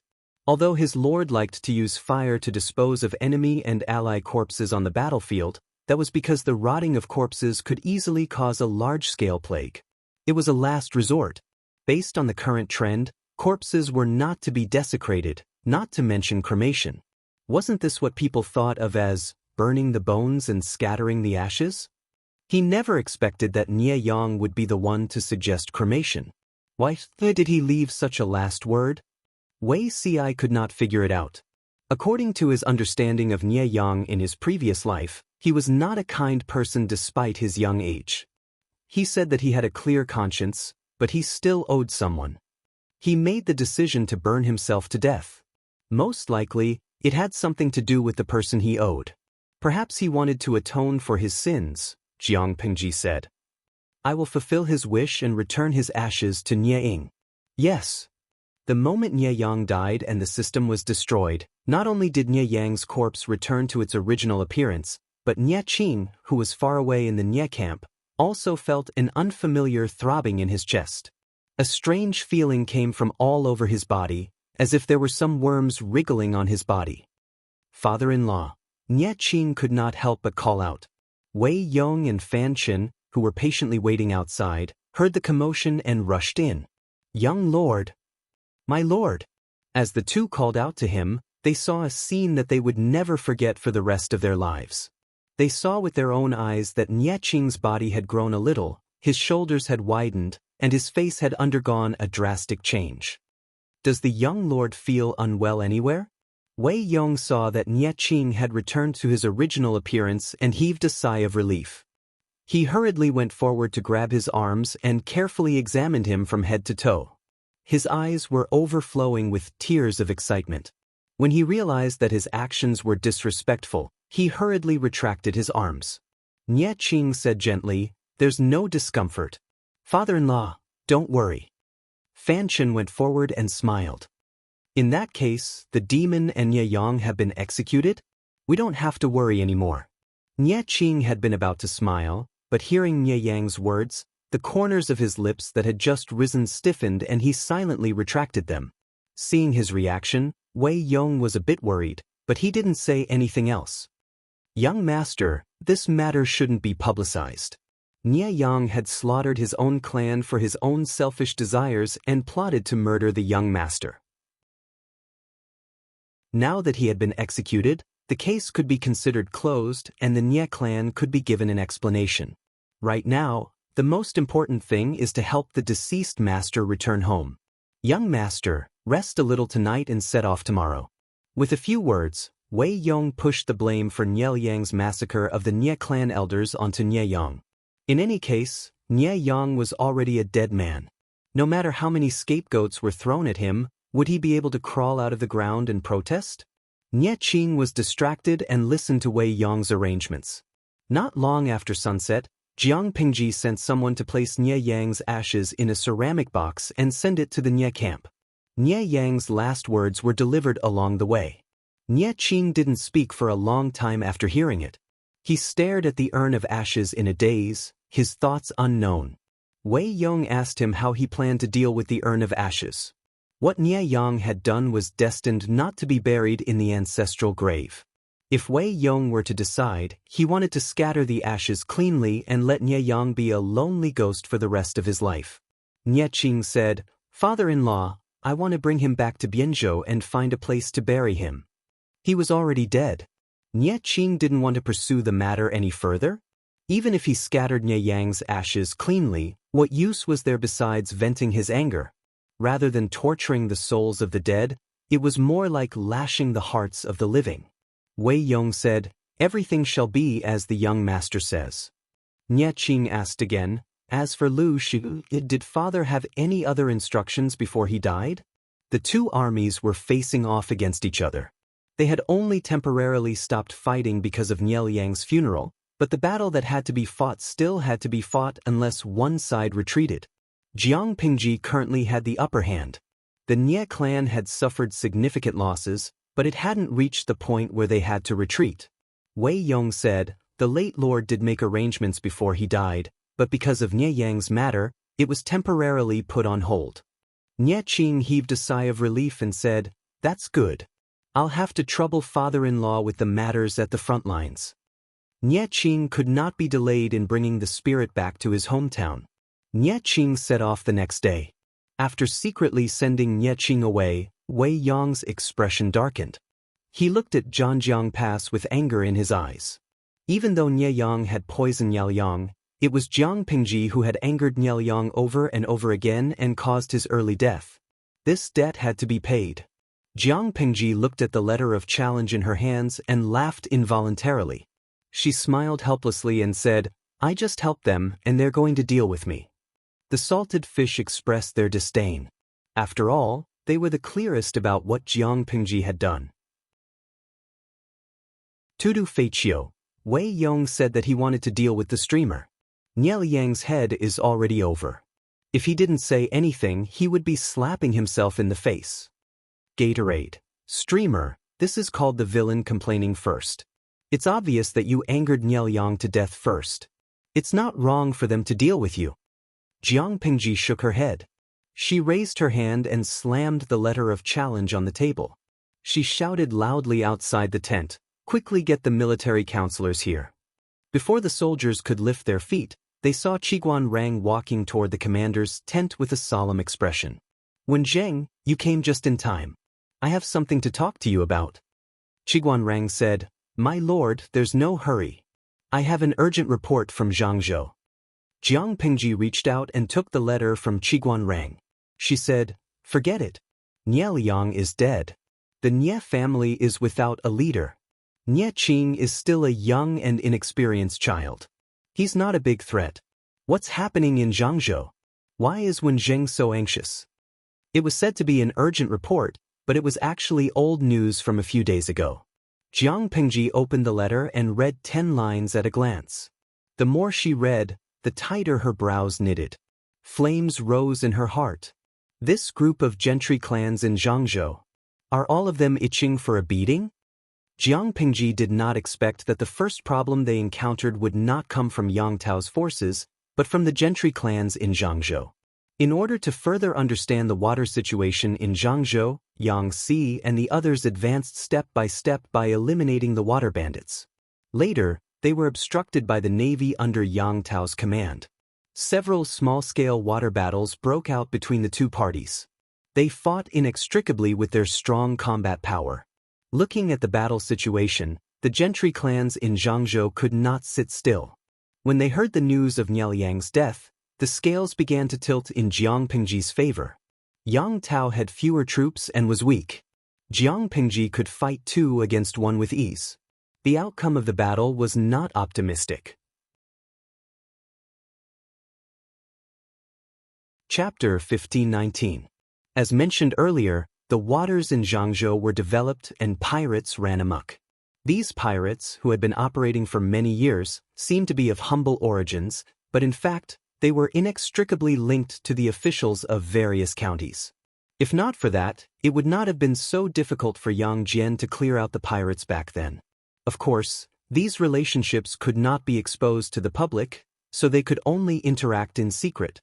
In order to protect their family business from being affected, some aristocratic families also had interests entangled with the pirates. They even had spies planted in these water bandits.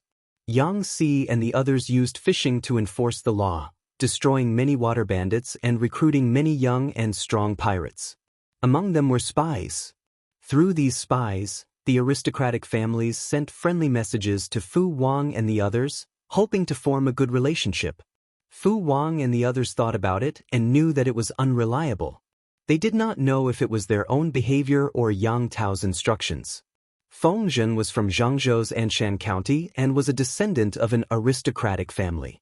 He was quite familiar with the tricks of this circle. He said, "I'm just testing them. Whether or not my lord can conquer Zhangzhou, it will be good for them. If Jiang Pingji conquered Zhangzhou, they would have a natural advantage by choosing sides in advance. Even if it was only a little, it would be good.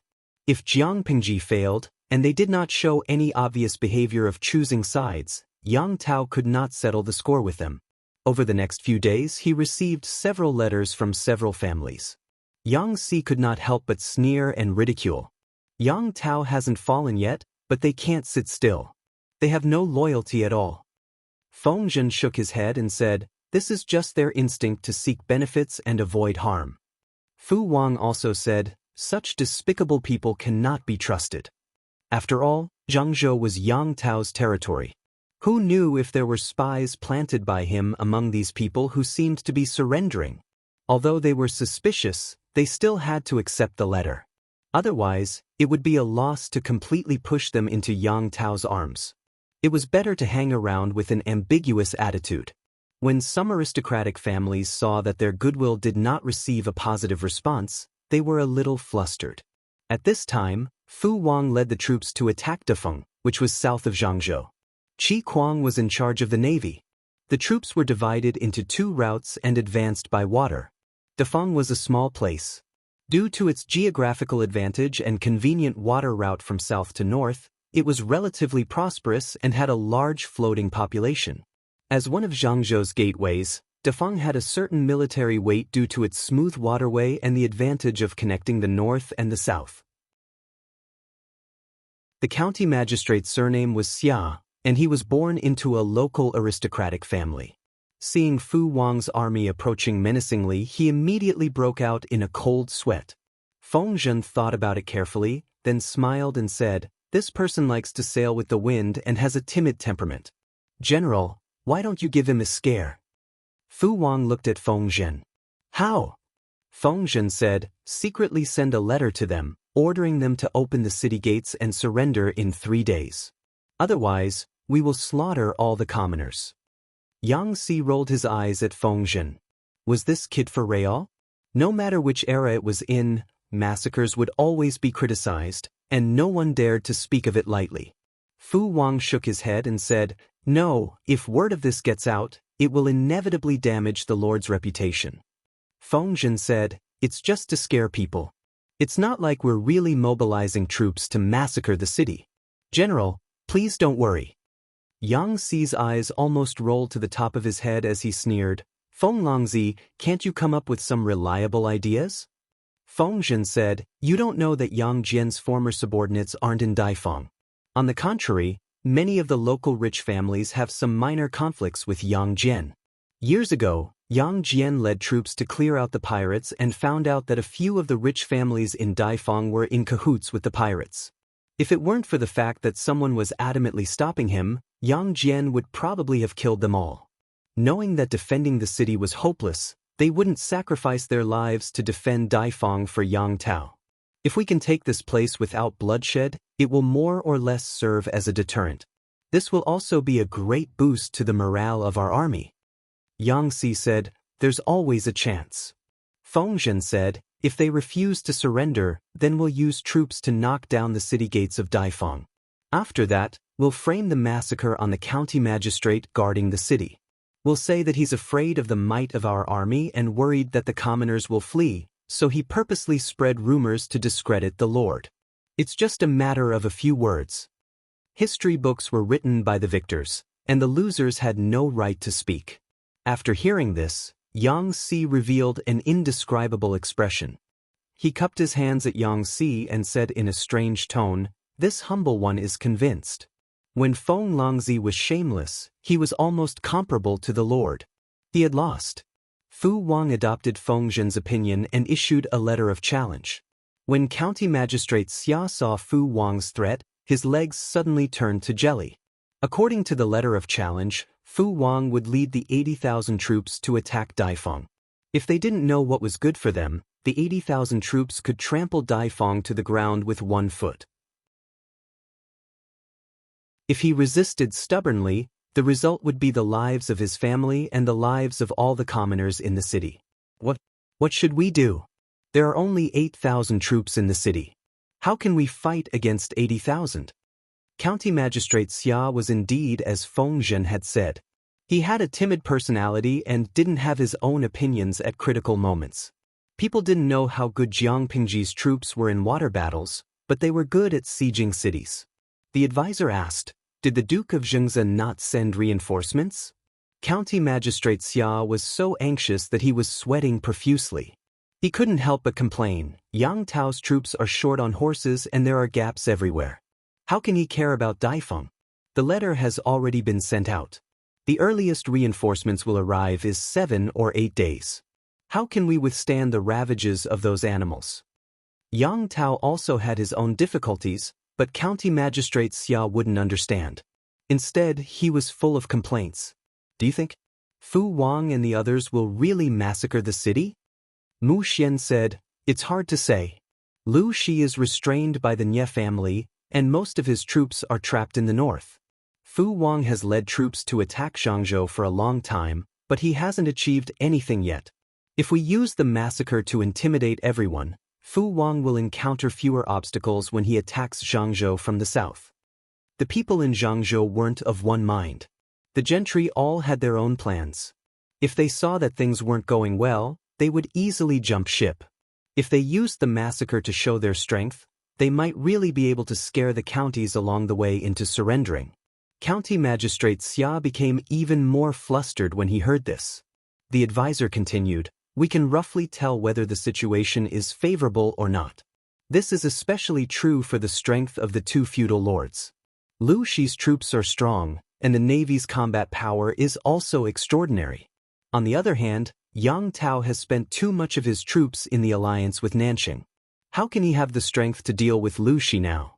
In my opinion, even if County Magistrate is doing this for the safety of the people in the city, you have to consider this letter of challenge carefully. No matter how sturdy the Daifeng was, could it compare to the passes and cities that Jiang Pingji had previously pried open as easily as crushing dry weeds and smashing rotten wood? In terms of military strength, they only had 10% of the enemies.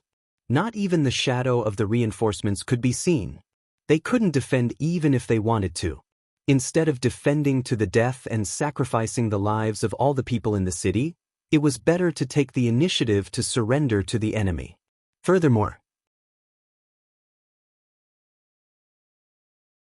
Chapter 1520. These conspiracy theories wronged Yang Tao. He wasn't a despicable person, and he wouldn't risk the war for the sake of personal revenge. The arrival of the reinforcements was normal, but the timing of Dafang's surrender was abnormal. Yang Si was drinking tea to quench his thirst when he suddenly heard that Xia County Magistrate had secretly sent someone over to negotiate. He spat out a mouthful of tea, drenching Feng Zhen's sleeve. Feng Zhen almost jumped up from where he stood. His face was not only angry, but also full of disdain. Fu Wang saw that the two were about to start fighting again, so he smiled and stepped forward to separate them. Military foresight is amazing. That Dafeng County Magistrate is indeed a cowardly, selfish person. Fu Wang smiled and flattered Feng Zhen, calming his anger at Yang Si's saliva on his sleeve. But Yang Si wasn't easy to deal with either. They sent someone over to negotiate. They might not be surrendering. Perhaps they're just pretending to surrender. Feng Zhen laughed coldly. If they had that kind of courage and unyielding character, Yang Jian wouldn't have died so tragically back then. The powers in Zhangzhou were far more complicated than outsiders could imagine. Landowning families stood in great numbers, and powerful people rose up together. Their interests had already reached a delicate balance. Who would have thought that Yang Jian would appear out of nowhere and break the balance? Some people were convinced by his heroism, but more people didn't like him. At the root of it all, it was because Yang Jian's unyielding attitude had affected the interests of Zhangzhou's landowning families. Rather than saying that Yang Jian had been poisoned by Zhao Xiao, it was more accurate to say that he had died because of the landowning family's indifference. Yang Jian was dead. The hothead who had been eyeing their cake and destroying their interests was gone. Who knew how they would celebrate in secret? Yang Tao's personality wasn't as unyielding as Yang Jian's, and his methods weren't as forceful. That was why the backlash wasn't as severe. If Yang Tao's personality was the same as his father's, Yang Tao would have been plotted against a long time ago. This group of people was born to pursue benefits. They were willing to follow whoever could bring them a prosperous future and allow their families to continue to prosper. This rule didn't just apply to the landowning families of Zhangzhou. It applied to other people as well. When Yang Tao could bring them benefits, Yang Tao was their lord. When Yang Tao could not even protect himself, this group of people began to plan for themselves. Loyalty? What was that? Those who were truly proud and unyielding were often the ones who died the earliest and most tragic deaths. Those landowning households had lived longer than a 1,000-year-old tortoise. Which one of them wasn't an expert at seeking benefits and avoiding harm? In the face of the threat and pressure of the 80,000 troops, the county magistrate of Dangfang County had long been scared out of his wits. It was expected that he would surrender. Backbone? How much is that thing worth? Just as Feng Zhen had expected, the Dangfang County magistrate had sent people over to surrender, and the messenger had been extremely flattering. Seeing this, Yang Si could not be bothered to argue anymore. Otherwise, he would be slapped in the face by Feng Zhen again. Zhangzhou was Feng Zhen's hometown, his home ground. It would be great if the people we meet along the way were all so tactful. Although Fu Wang loved to fight, he also knew that people would die in battle. His old brothers had died one by one, and now, when he found someone to drink with, it was always a new face. It would be the best if they could conquer Zhangzhou without shedding any blood. Unfortunately, this was just a daydream. Yang Si smiled and said, "General Fu, this isn't a good thing." Fu Wang asked him in surprise, "Why do you say that? Isn't it good for the enemy to surrender?" Yang Si said, "There are many people who have surrendered. Can you tell which ones are sincere and which ones are pretending to surrender and are waiting for a good opportunity?" If the road was filled with people who had surrendered, Yang Si would be so scared that he wouldn't be able to sleep. Fu Wang said, "What the military counselor said makes sense." County Magistrate Xia opened the city gates and surrendered without another word. He was very guilty, and so were the landowning households in the city. No one actually went to inform Yang Tao. When Yang Tao's reinforcements arrived nearby, he realized that something was wrong. He sent a few scouts disguised as refugees to scout for news. Not long after, the scouts returned. They told the general that there were no signs of a siege at the city gates, but the flag on the city walls had been changed to a flag with the surname Lu. The general who led the troops knew what had happened. He was furious and cut a withered tree at the side with his sword. These despicable people. Are they trying to kill us and then wag their tails at the new master to claim credit? The general was so angry that his chest rose and fell violently, but he couldn't care less about his anger now. He could only immediately turn around and leave with his troops. 80,000 elites were stationed in Dafeng, and the level of land warfare of the soldiers under Jiang Pingji's command was well known. The general didn't want to fight against the elites with an exhausted army after a long journey. However, he was still a step too late. Fu Wang led the troops to cut off their retreat. The two armies had a scuffle in the suburbs outside Dafeng City. After a fierce battle, the crows circling in the sky refused to leave for a long time. Broken limbs and wreckage were everywhere.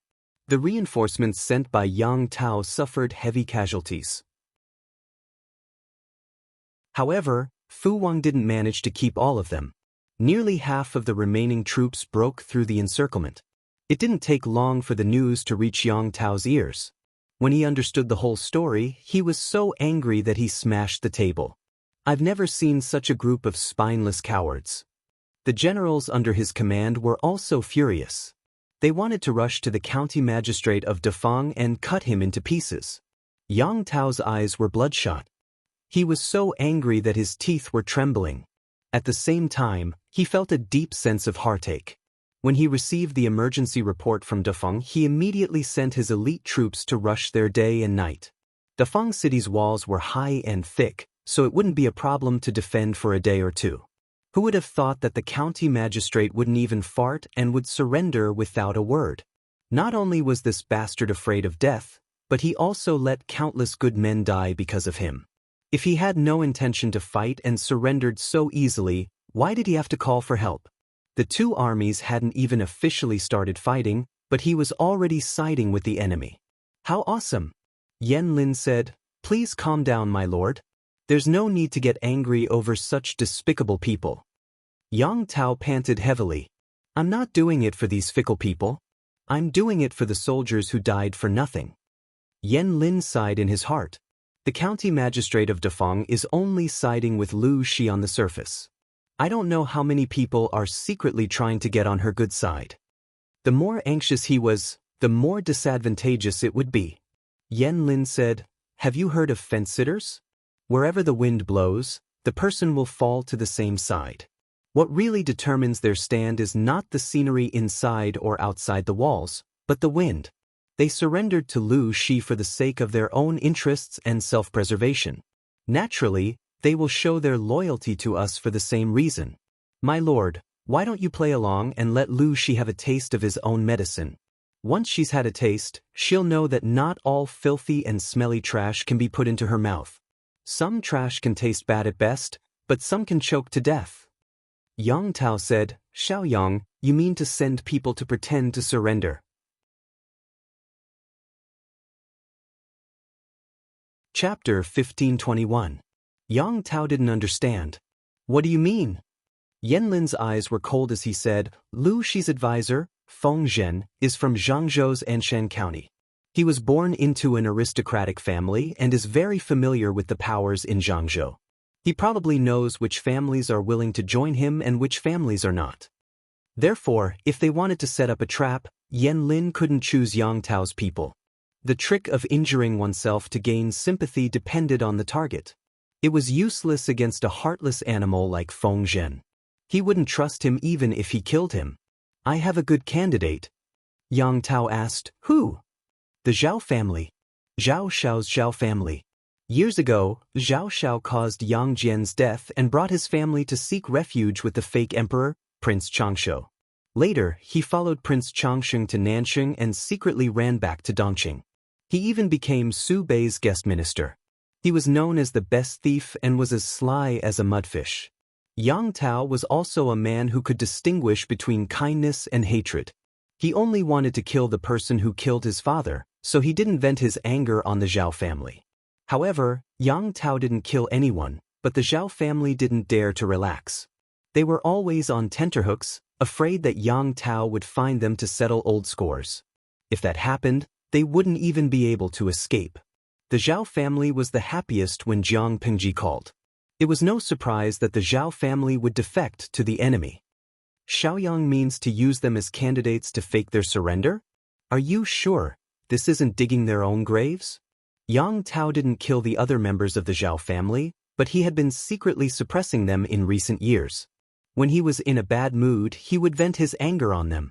From a fundamental point of view, the Zhao family and Yang Tao were going in opposite directions. There was no way the Zhao family would help Yang Tao complete his plan. It was already good enough that they didn't betray Yang Tao. Yan Lin nodded, then shook his head. For now, the Zhao family is the most suitable candidate. Feng Zhen and the others won't suspect them, Yan Lin said. Whether it's the Zhao family or the other gentry families, they all have to face an awkward problem when they grow bigger. The number of family members increases, and there are many conflicts between the branches. There are even examples of blood brothers turning against each other, not to mention a big family. It's impossible for everyone to be of one mind. Yang Si and the others had thought of feigning surrender, but they had never thought that Yang Tao would place his hopes on the Zhao clan. This sword move was unconventional. It was too unconventional.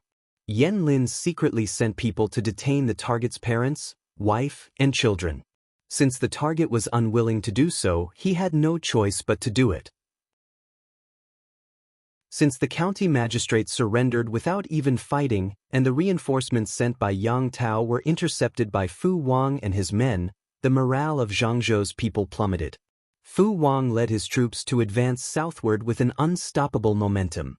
It only took him a month to reap a considerable harvest. Seeing that the situation was becoming clearer and clearer, the landowning households who had been hesitant immediately switched sides.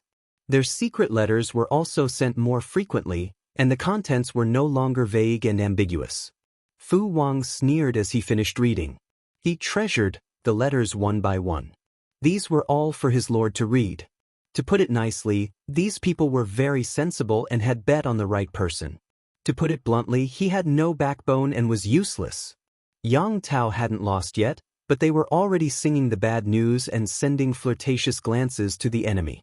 How could his lord rest assured with people with such bad characters? For example, if his lord was unfortunately faced with a situation like Yang Tao's one day, would these despicable people jump out and kick her when she was down? Fu Wang sneered.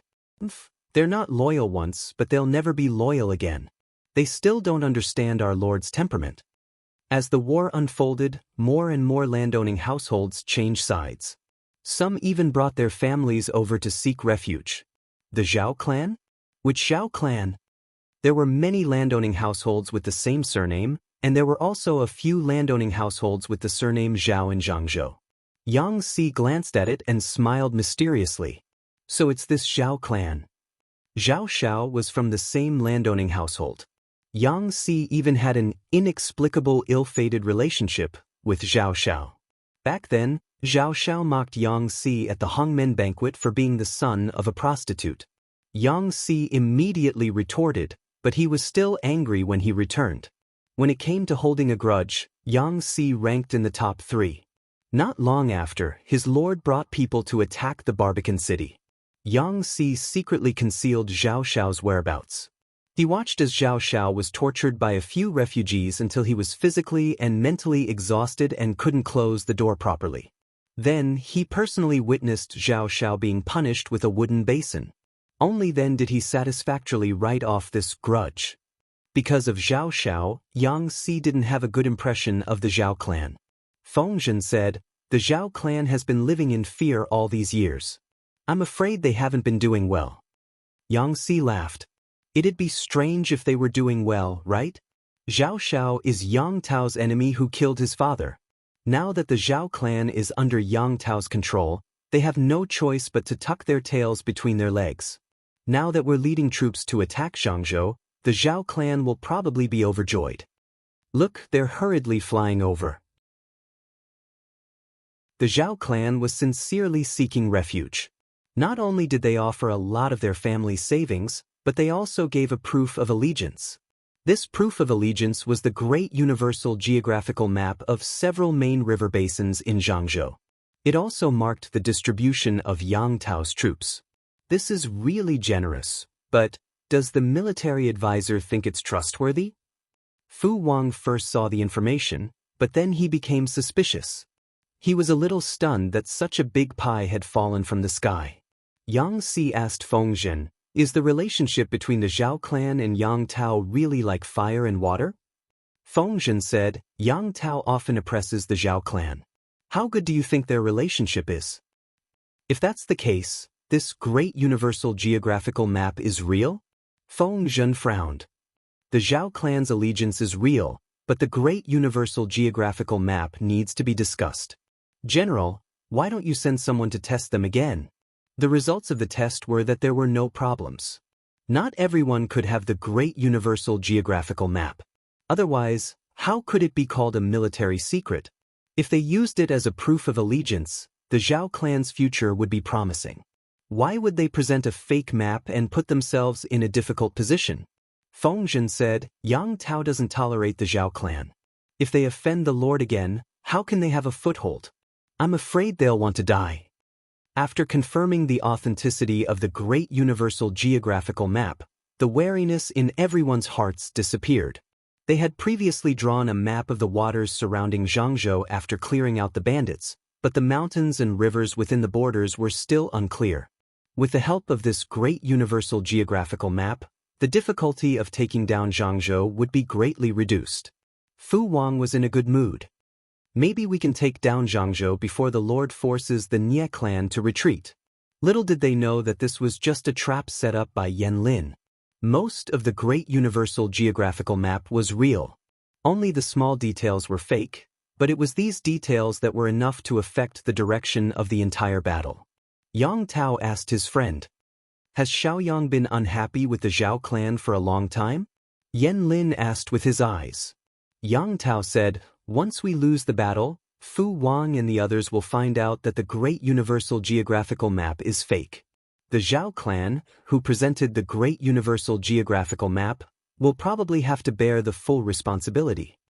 Regardless of whether the Zhao clan really betrayed them or not, they would still end up with their heads broken.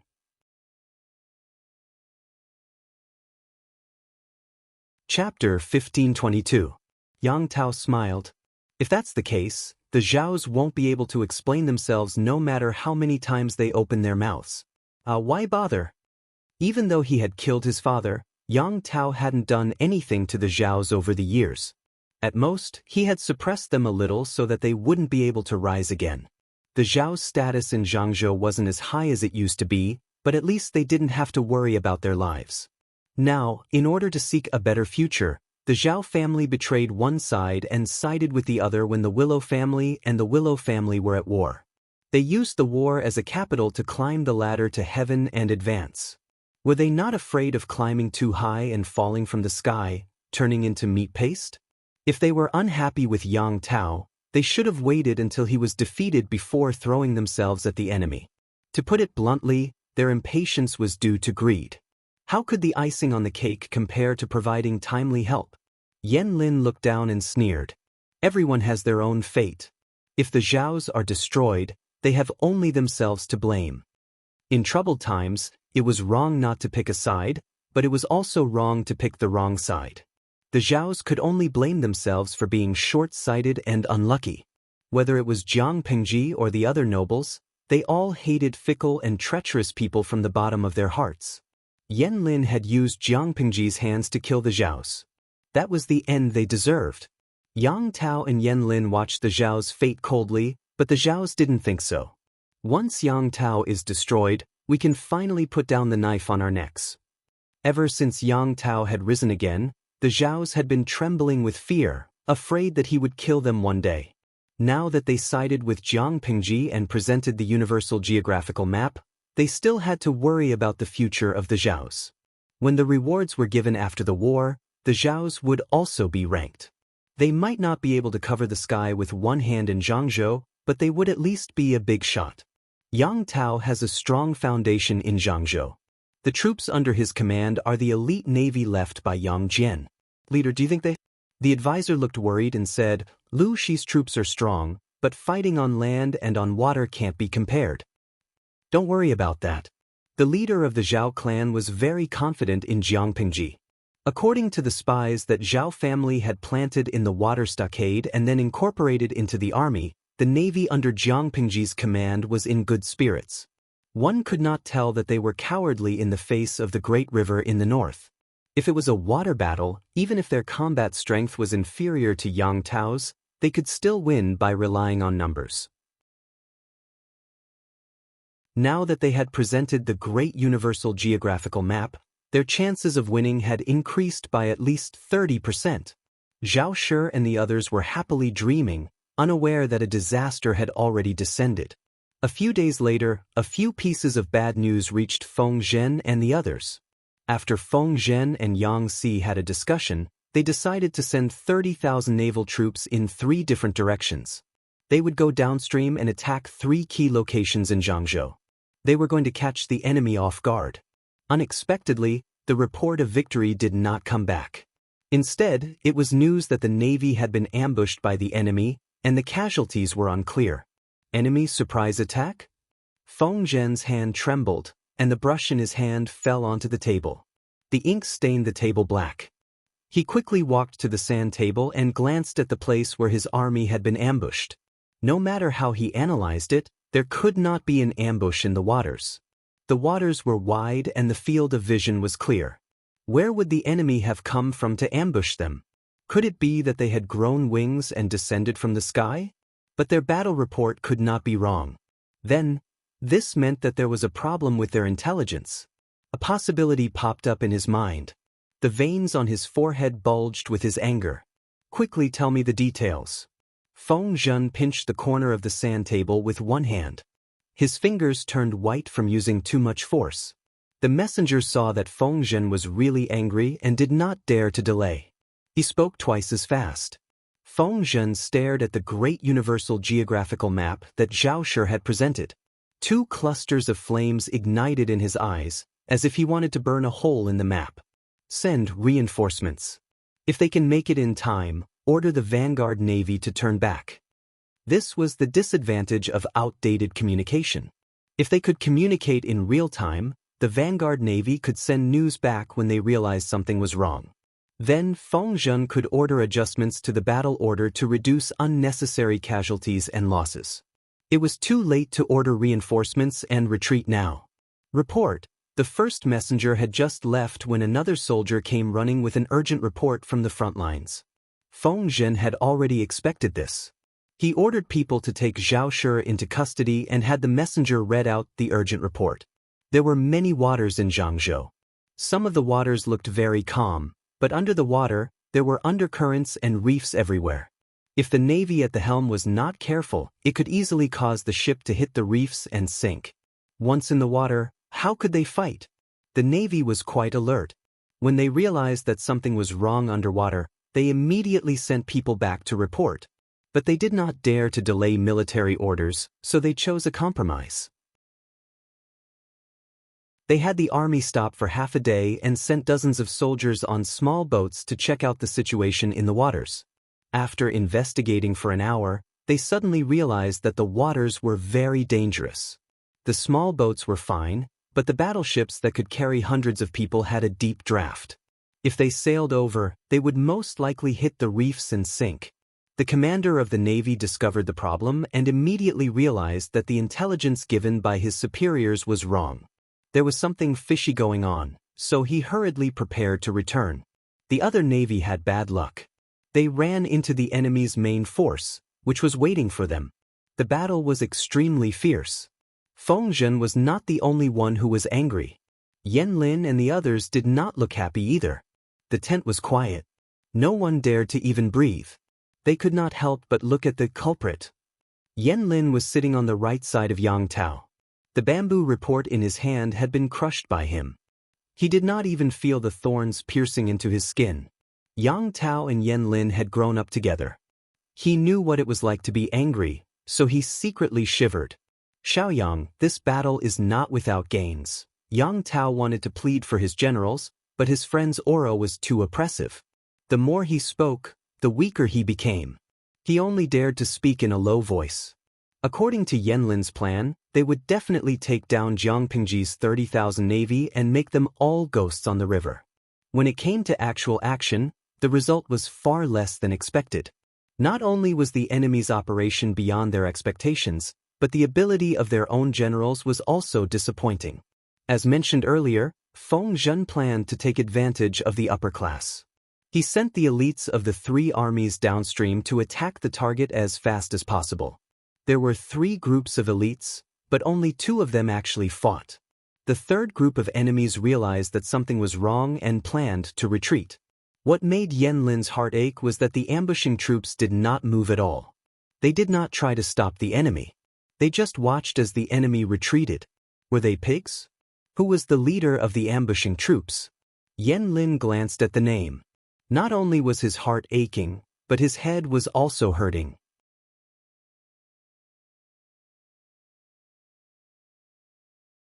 Chapter 1523. He was supposed to spend the rest of his life at home, but because of his disappointing children, he had to put on his armor again for the sake of his descendants. He begged Yang Tao to give him a chance to fight. Yang Tao was a sentimental man. The old man was not only Yang Jian's martial arts master when he was young, but he had also protected Yang Jian from many fatal wounds. He had been at his beck and call for more than 20 years. Yang Tao couldn't refuse, so he agreed.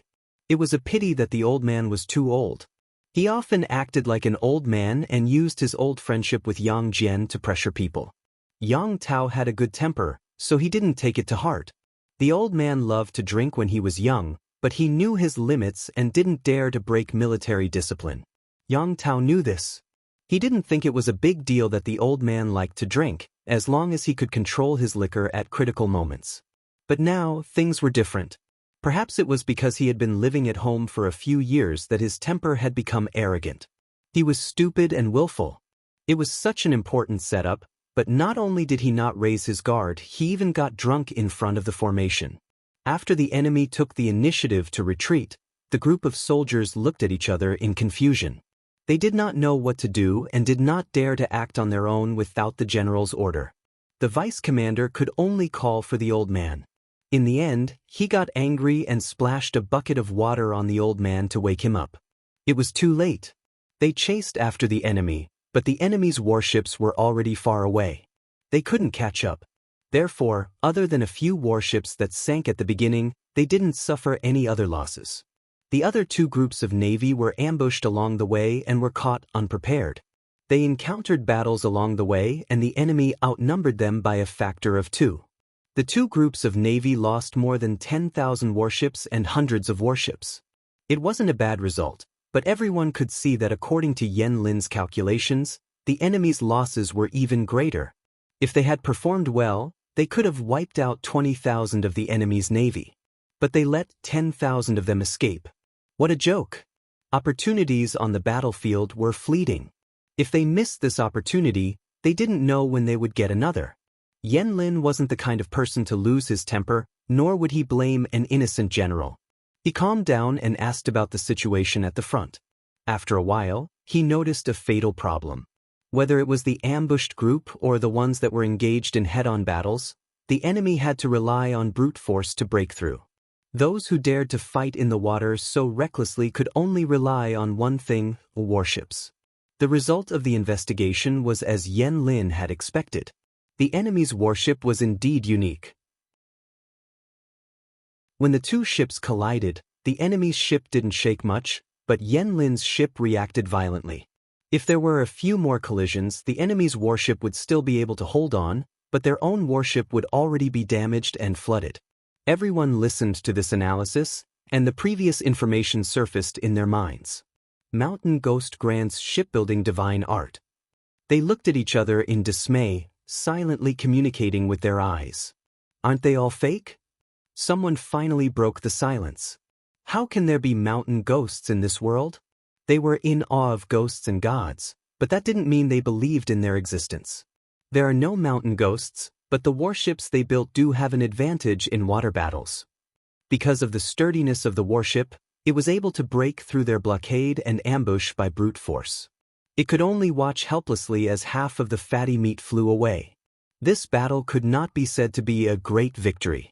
In order to kill more than 10,000 enemies, they had also paid the price of warships and casualties. Even though it wasn't as tragic as Jiangpingji's, Yang Tao didn't have much money at the moment. He didn't have many supplies, so he would feel the pain if he lost more. Someone couldn't help but mutter, "Look at their warships." I wonder when Lu Shi started plotting against Zhangzhou, Yen Lin sneered. When she was just a county magistrate. Who would have thought that Qi Kuang, whom Jiang Pengji borrowed during the alliance meeting at Huangshui, would help her train such a tough navy? He shouldn't have let her borrow him back then. Thinking of this, Yen Lin resisted the urge to get even with his friends. Jiang Pengji wanted to borrow Qi Kuang, but Yang Tao had foolishly agreed. Who would have thought that they would raise a tiger in their bosom?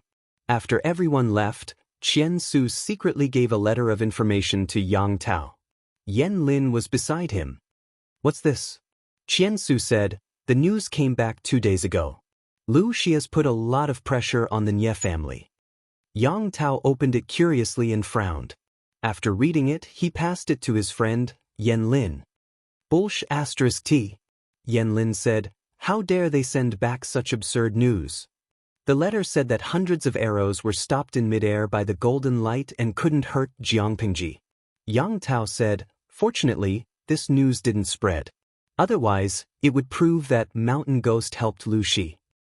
Qian Su said, "It was also because of this concern that I secretly hid this letter of intelligence. If Lu Shi is truly blessed by the heavens, this battle will be hard to win. The Nye family has such a strong military force and Yel Yang is so ruthless, but they were defeated by Lu Shi. This is a ready-made example. Because there were many illiterates, there were also many ignorant people. They were the easiest people to provoke and deceive." Yen Lin said, "I don't think we can hide it for long. Fortunately, our army has just won a small battle. It should be able to eliminate the influence of the rumors. If he was blessed by the heavens, how could he lose to a mortal?" Qian Su also laughed. "This battle came in time. Otherwise, our army would be very passive." Yen Lin couldn't laugh. He was in charge of the entire army and knew the current situation of his army. After all, the battle at Nanxing had consumed too much energy. Before they could recover, they had to fight Jiang Pingji again. They were weak. This news couldn't be spread to prevent the stability of the army from being affected. Yang Tao's camp was half happy and half worried. Feng Zhen's camp was full of thunder and lightning. It looked like a fellow cultivator had passed the tribulation and ascended. The people of the Zhao family were detained.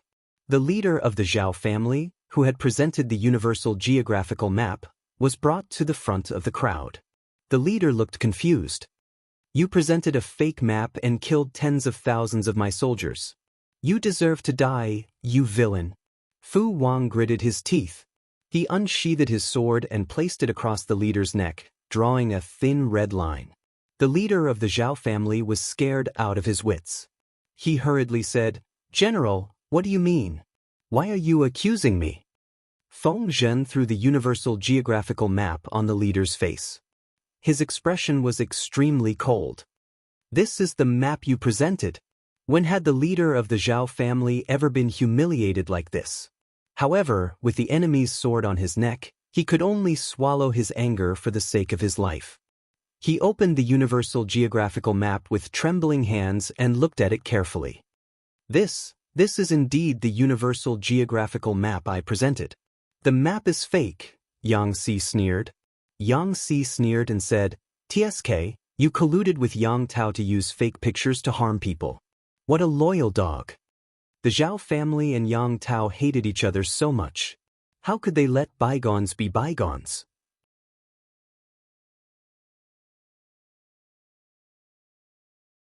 Chapter 1524. Fake?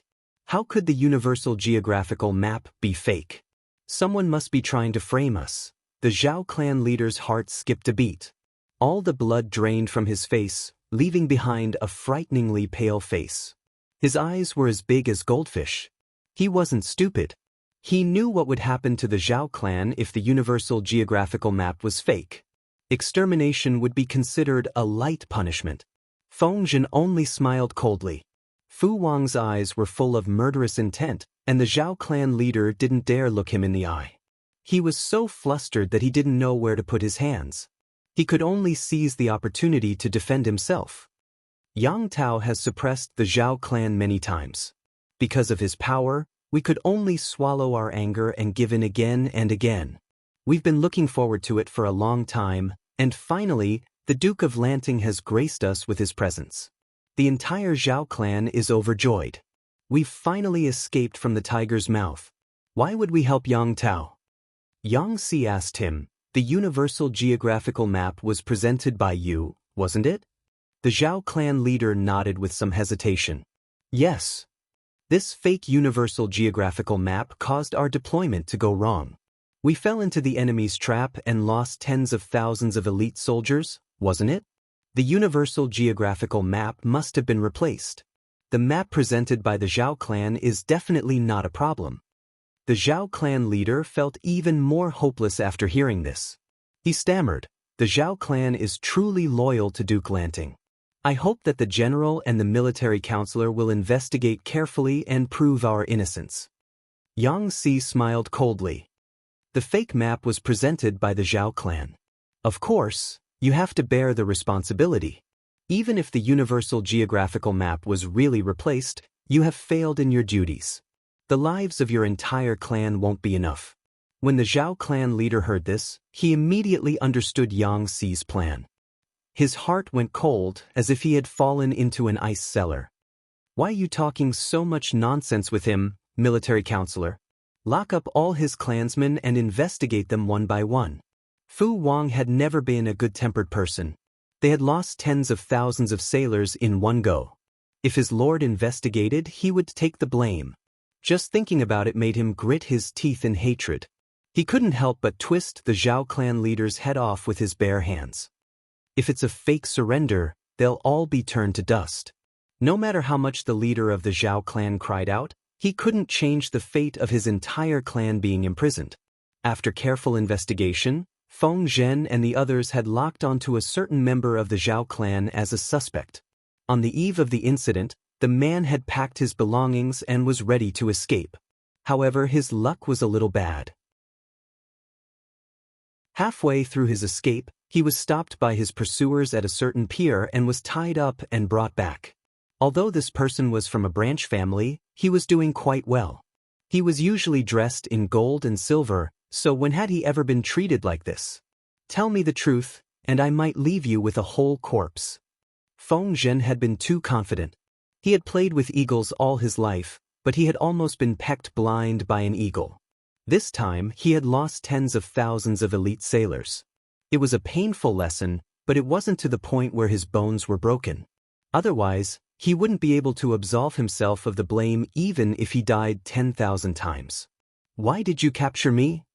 Then why did you pack your bags and flee? Feng Zhen countered. The Zhao clan has been implicated because of you, and their extinction is imminent. As a member of the Zhao clan, you will naturally share blessings and misfortunes, and follow them to the Yellow Springs. Tell me, why did I capture you? The man's hands were tied behind his back with hemp rope. He knelt on the ground, his head drooping to his chest, not daring to raise his head. What? You have nothing to say? Feng Zhen laughed coldly and confidently. Did you swap this fake Great Universal Geographical Map? The man's body trembled faintly, and his Adam's apple squirmed as he swallowed. Feng Zhen continued, your parents, wife and child. You said they were ambushed and killed by the pirates, but in reality, they were detained by Yang Tao, weren't they? Since you already know, why bother asking? The man saw that Feng Zhen had even guessed this, so he simply threw caution to the wind and admitted to all his crimes. This was all my doing. I will take responsibility for my actions alone, and it has nothing to do with the clan. Feng Zhen laughed. He didn't know whether to call the man stupid or smart. You say this to absolve the clan, but do you think it's possible? The man countered. What?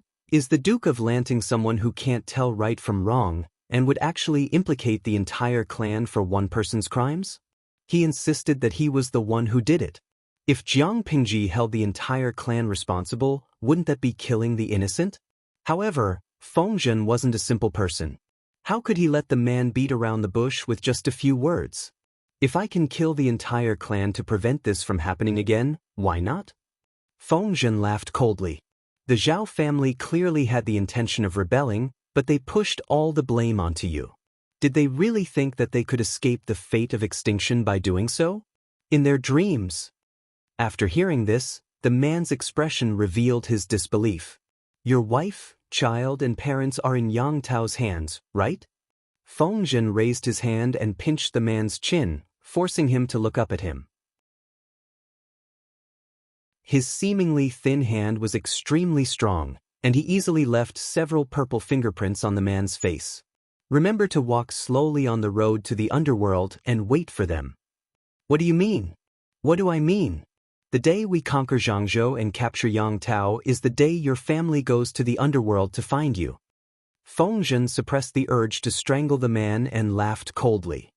If we don't make the entire Zhao family pay with their lives, how will the tens of thousands of souls who drowned in the river rest in peace? Casualties were inevitable in a battle between two armies, but the deaths had to be worthwhile. Feng Zhen wouldn't blame Yan Lin, who came up with this evil plan, because this was a normal battle between two armies. Conspiracies and overt plots were normal. You could plot against others, and others could plot against you. It was just a matter of who was more skilled. However, he couldn't tolerate the villains involved. The Zhao family brought their entire clan to seek refuge, but they presented the fake map. They deserved to die. Because they had lost a battle, Yang Tao's side was full of vigor. The gentry who had been throwing flirtatious glances at Jiang Pingji didn't make a move again. The secret report Jiang Pingji received was about the Zhao family. These gentry in Zhangzhou, are they all itching for a beating? The more he looked, the angrier he became, especially when he saw the number of casualties on his side. His heart burned with anger. Do they really think the feudal lords are like radishes and cabbages in the market that they can pick and choose? Yang Tao was weak, so the gentry in Zhangzhou kept throwing flirtatious glances at Jiang Pingji. Their attitudes were ambiguous. Yang Tao had won a great victory, so the gentry's stance changed again. The gentry who had pledged their allegiance to Jiang Pingji were also restless. When had she ever been so picky? Did they really think Jiang Pingji was easy to talk to? Regarding the Zhao family, Jiang Pingji had the same thoughts as Feng Zhen and the others.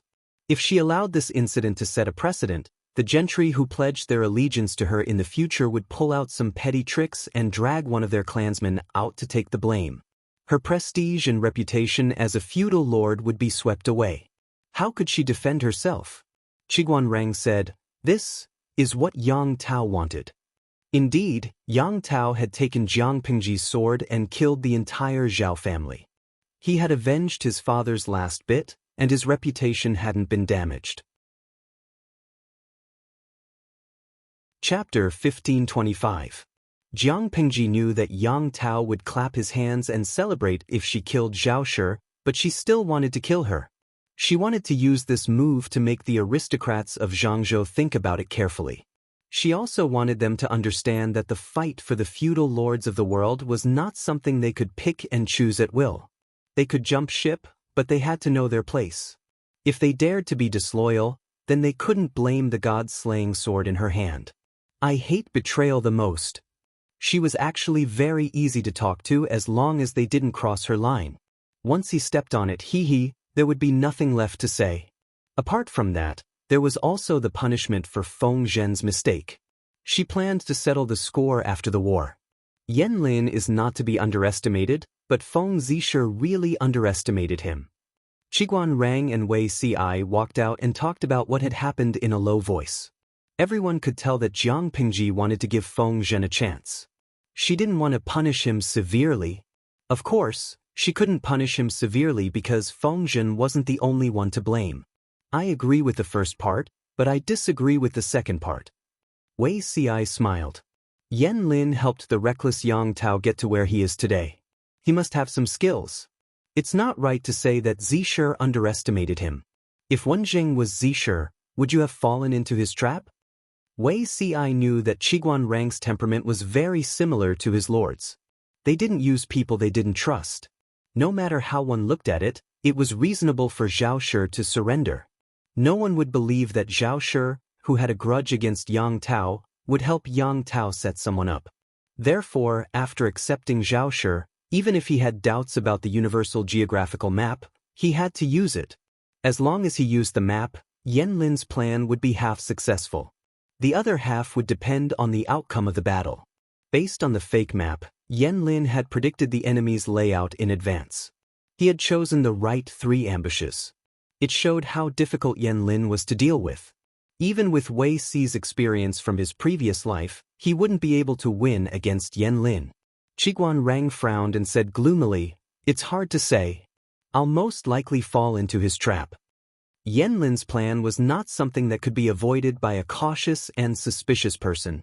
Wei Ci was not surprised by Qiguanrang's answer. Based on what happened in her past life, Qiguanrang was the one who fought Yan Lin, not Feng Zhen. He even suffered a few losses at Yan Lin's hands. Although they won the battle, it was not an easy victory. If Qiguanrang had not lured Yang Tao into the trap of capturing Yan Lin, Yang Tao, who was as tough as a cockroach, would still have been alive and kicking for months. The 2 armies would have suffered even more losses. Of course, it wasn't that Qiguanrang was worse than Yan Lin. Even though Qiguanrang's ascension to the top of the scholar roll of the Golden Scale Pavilion in his previous life was partly due to political factors, it was mostly due to his personal strength. Scholars all had their own specialties. It would be difficult to compete with each other. Yan Lin had the home advantage. Whether it was Qiguanrang or Feng Zhen, it was expected that they would suffer losses at his hands. The only difference was whether the losses were greater or lesser. Tao was Yanxi. Were to kill 10,000 elite navy soldiers were Yanzhu. Yang said, "To say." Yang said, "Yang." Yang s. Yang s. Wei Yang's Yang. Wei Ci didn't know much about the war because he hadn't experienced it himself. He only knew about the armaments and casualties of the 2 armies. This is a long war. Winning or losing doesn't mean anything. Wei Ci smiled. "Wenjing, you have some confidence in Zixi." He may not be serious, but he's reliable at critical moments. Qiguan Rang snorted coldly, declining to comment. Hey, isn't that Dalong from the Feng family? Why you standing there in a daze? With his sharp eyes, Wei Ci saw Feng Yi standing outside his tent waiting for someone and called out to her with a smile. Feng Yi bowed to Wei Ci and Qiguan Rang. Greetings, uncles. Wei Ci lifted the curtain and smiled. It's still hot outside. Come in and have a seat. Feng Yi nodded. Qiguan Rang asked, Are you here about your father? Feng Yi said, Yes. I'm feeling uneasy. After hesitating for a long time, I decided to come and see what you're up to. You're very honest. If it was your father, he'd probably try to deceive you. Qiguan Rang's usually stiff face revealed an unnatural smile. You don't have to worry about this. My lord doesn't mean to punish me. When your father returns in triumph, I'll make amends for my mistakes.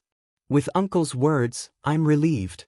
Feng Yi heaved a sigh of relief and immediately revealed an embarrassed blush. He explained in a slightly awkward manner, Just now, I received a letter from my mother. I was just worried that if this matter reached home, she would be worried, so that was the case. Wei Ci was amused. No wonder the steady Feng Yi would come to see what he was up to. Seeing Feng Yi leave, Qiguan Rang said, Although they're mother and son, they have a good relationship. I really don't know how this Feng Longzi did it.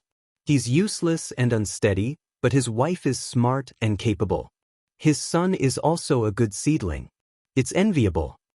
Wei Ci said sourly, Maybe he'll have better seedlings in the future. Feng Yi. He should have eliminated this child when he was selecting the study companions of the crown prince. Why was the pig in Feng Zhen's house eyeing the good cabbages in other people's courtyards? Qiguan Rang asked faintly, Can Feng Longzi still make it? Feng Zhen drank alcohol and took hanshi powder. Although he quit under the Lord's tyranny, could his seeds still survive?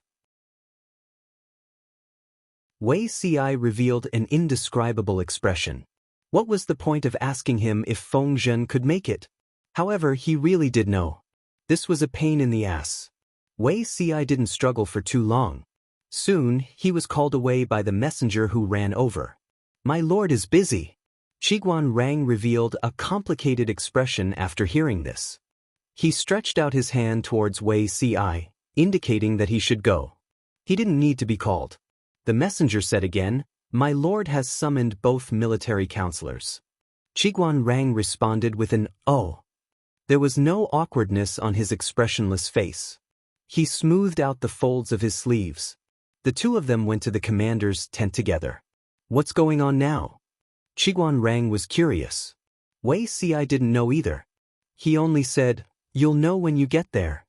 Just like the two of them, everyone returned to their respective tents. They hadn't even sat down when they were called over by their lord. They came a few times a day. Their legs were so thin that they could walk. The Nie army seems to have the intention of withdrawing. Everyone had just arrived when Jiang Pingji said such a sentence. Everyone was collectively dumbfounded. Withdrawing? The Nie army? It couldn't be. They refused to withdraw even when Nie Liang knelt down. Why would they withdraw now? Wei Ci frowned and said, Could it be that there's a problem at the rear? Wei Ci had also heard of the trivial matters of the Nie family. When Nie Liang was still alive, they still knew to be cautious. Now that Nie Liang was dying of illness and Nie Qin was in a hurry to take over, how would Nie Liang's uncles be willing to see a grandson defecate on their heads?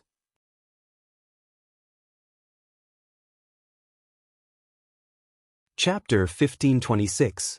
Everyone looked at each other and fell into deep thought. Qiguan Rang asked, Apart from that, did the Nie army make any other moves? Jiang Pingji said, I just received intelligence from the scouts at the front line that the Nie army is indeed slowly withdrawing. The defense is extremely tight. If the scouts weren't capable and the horses weren't fast, I'm afraid they wouldn't have made it back. We sent out 5 teams of scouts today, but only 4 returned. As a mobile unit to investigate the enemy's situation and counter reconnaissance, the importance of the scouts was undeniable. The scouts under Jiang Pingji's tent were special forces who had undergone special training. Many reconnaissance and counter-reconnaissance techniques were taught by Jiang Pingji in a booklet. Scouting the terrain, drinking water, and even drawing topographical maps were not a problem. Their mastery of combat belonged to the group of people at the peak of the military camp.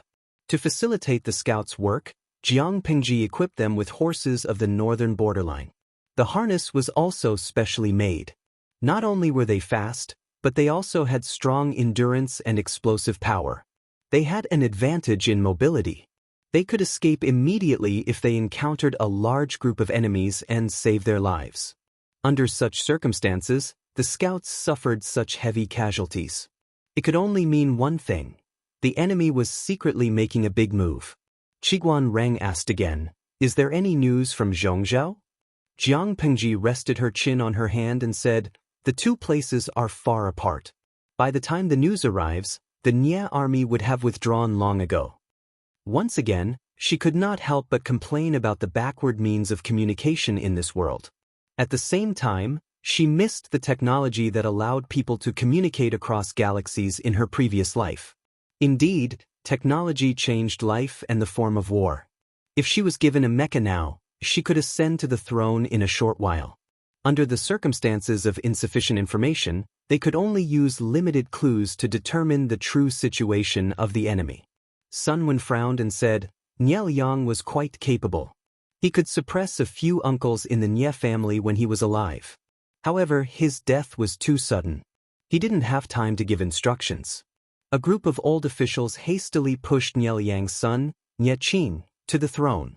Nie Qing is gentle and kind. I'm afraid he won't be able to suppress the demons and monsters of the Nie family.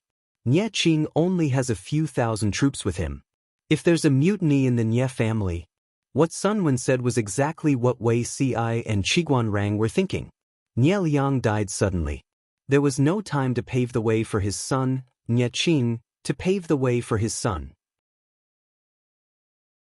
If there was a mutiny in the Nie family to seize power and Nie Qing was in danger, it would not be difficult to explain Wei Ci's anxiousness and retreat secretly. However, was that really the case? Jiang Pengji knitted her brows tightly, as if she was going through a difficult decision. The salted fishes also learned to think. After thinking about it, they still chose to cheer for Wei Ci and the rest. Xingyuan Miao Miao, salted fish doesn't need to use his brain to watch the live stream. He just needs to learn how to cheer for the military counselor.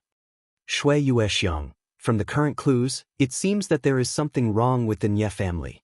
The streamer can't just let the tiger return to the mountain and let Wei Dan and the others retreat, right? If they left, then so be it. If they turned around and went back to pacify the situation in the country, then the host's battle would have been in vain. Adhering to the principle of, take your life while you're down, the streamer should send troops to chase after the Nie clan's army so that they can't take care of both the front and the back. More than 200,000 troops were held back by Jiang Pingji. Nie Qing died in the Nie family's internal strife without any support. This plot was simply wonderful. I'm not a bar spirit. No, I don't think it's that simple. What if this was a trap to lure the tiger away from the mountain? The host had sent troops out of the pass to chase after the enemy, but the enemy had taken a detour to attack Zhanjiang Pass. If so, wouldn't the streamer be in a passive position? I'm not a bar spirit. However, according to the current clues, it's obvious that the Nie clan is in internal strife and Nie Qing is in danger. Is the streamer going to miss this opportunity and watch the enemy swagger away? Letting the tiger return to the mountain will cause endless trouble in the future. Nie Liang led more than 200,000 troops to fight the war. Jiang Pingji led troops to guard the pass. How much manpower, material, and financial resources did she expend? If the enemy left just like that, they would come back every few days for a stroll. Wouldn't the streamer's finances collapse? Jiang Pingji closed her eyes and didn't look at the bullet screen. She was deep in thought. After a while, she heard hurried footsteps coming from outside the tent. Report, the enemy has sent a letter of challenge. They've asked us to fight in 3 days. The messenger handed the letter of challenge that Wei Dan had personally written to Wei Ci, who then passed it to Jiang Pingji. She opened the tactical manual and took a look. Her right eyebrow was raised and there seemed to be a flash of light in her eyes. Regardless of whether it was the emperor in the previous life or the lord in this life, this expression meant one thing: she was angry. "You're really petty. You wrote a letter of challenge and you don't forget to curse. Are you trying to bully me because I'm illiterate?" Jiang Pengji muttered and resisted the urge to crumple the letter of challenge into a ball. Did I kill Wei Zixuan's wife or dig up his family's ancestral grave? At most, she angered Wei Dan's lord to death and abducted his younger brother. It wasn't a big grudge. Was there a need to curse so fiercely? Wei Ci knew what was written in the letter of challenge. His elder brother usually looked gentle, elegant, dignified, and polite, but he was quite vicious in his cursing. He remembered that in the previous life, he had written an elegy in front of Niel Yang's morning hall. The first half of the elegy praised Niel Yang to the heavens. In the second half, he mocked and insulted the villain who poisoned him.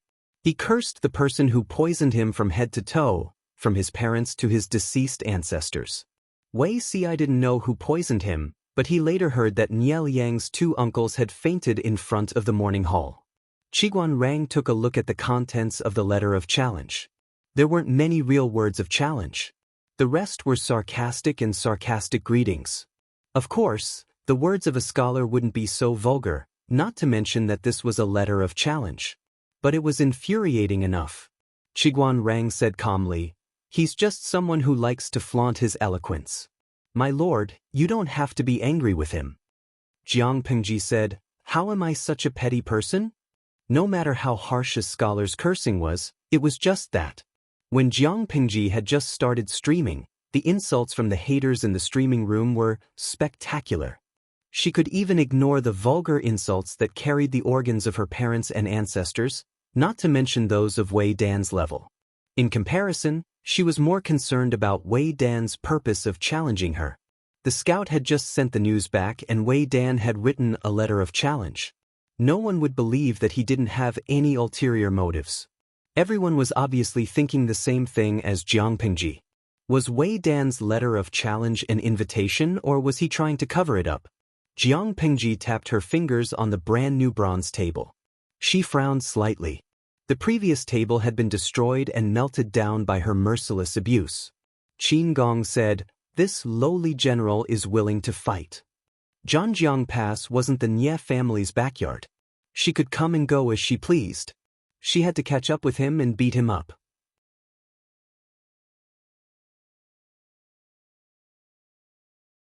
Chapter 1527.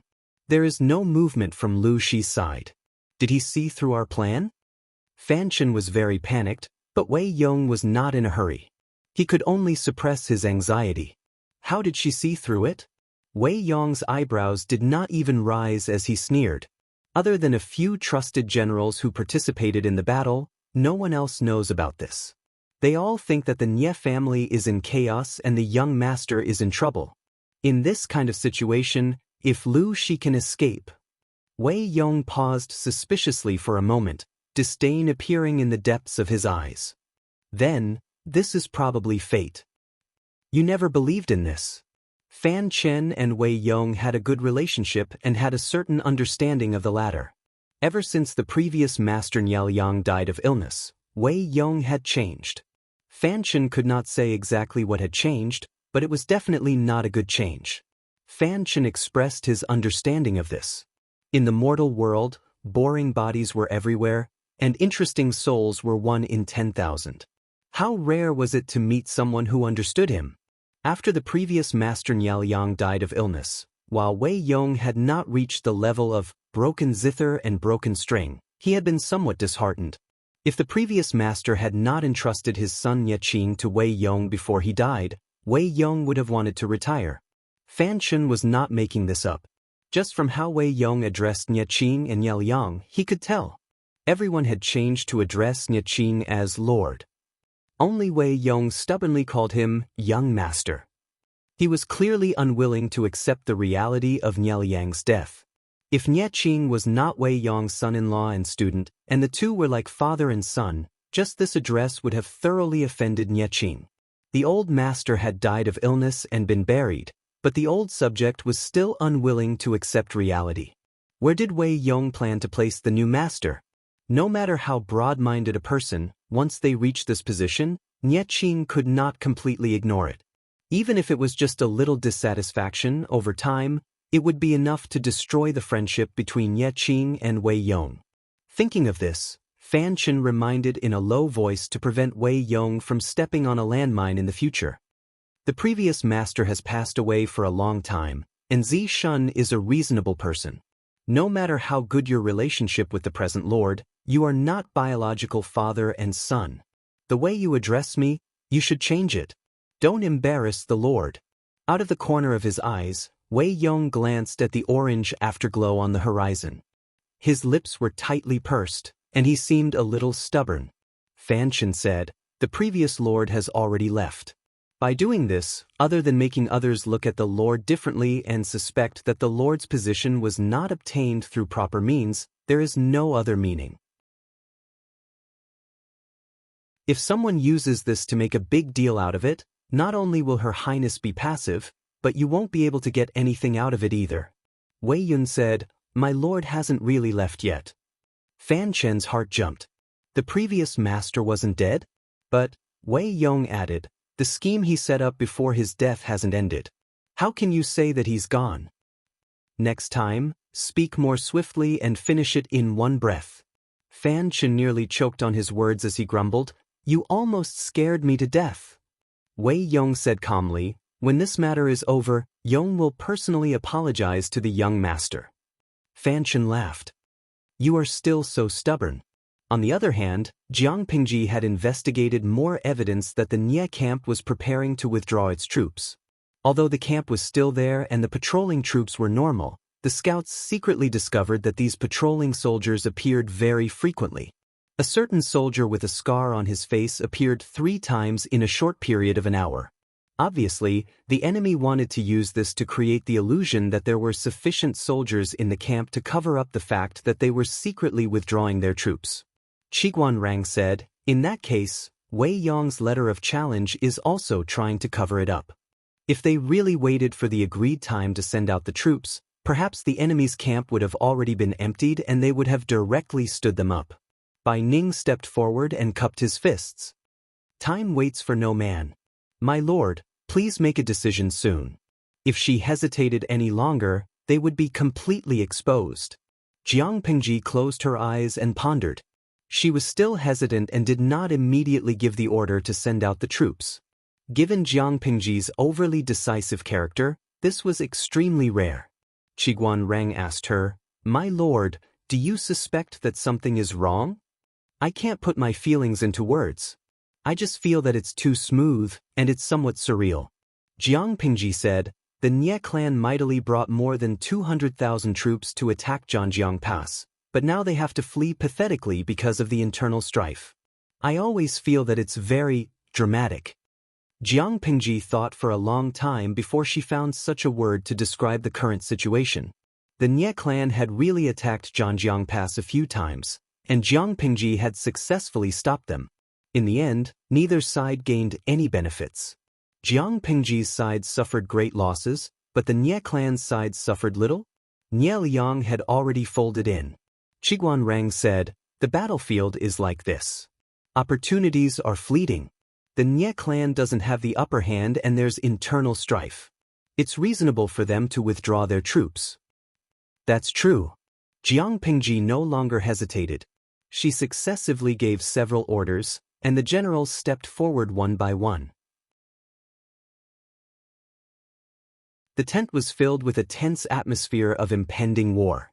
According to the scouts' investigation, the Nie camp's army had unusual movements in the middle of the night.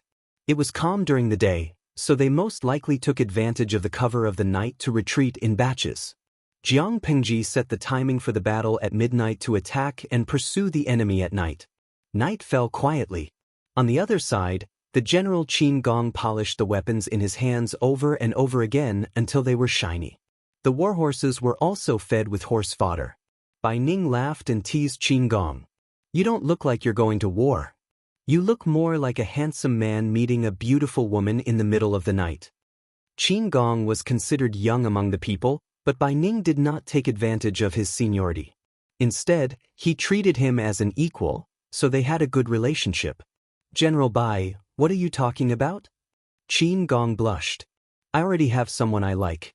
It's easy to cause misunderstandings by saying these things. Bai Ning laughed. She's not here. No matter how much I joke, she won't hear it. Qin Gong said seriously, even so, if I echo General Bai's words, it'll be too frivolous for her. Bai Ning curled his lips and said, fine, another papa ear.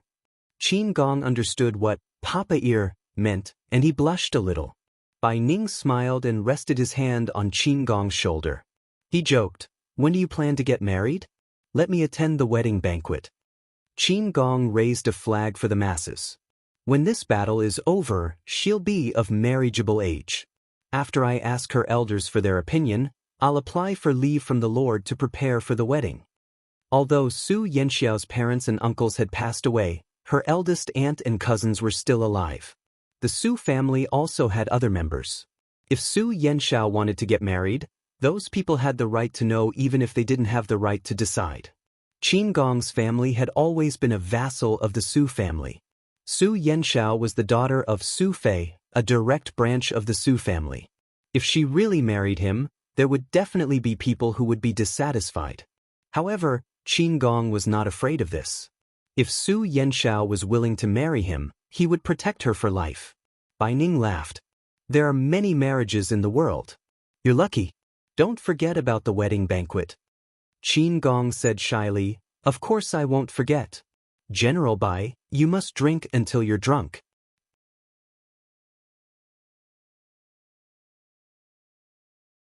Chapter 1528. What's there to say? Jiang Pingji passed by in her military uniform.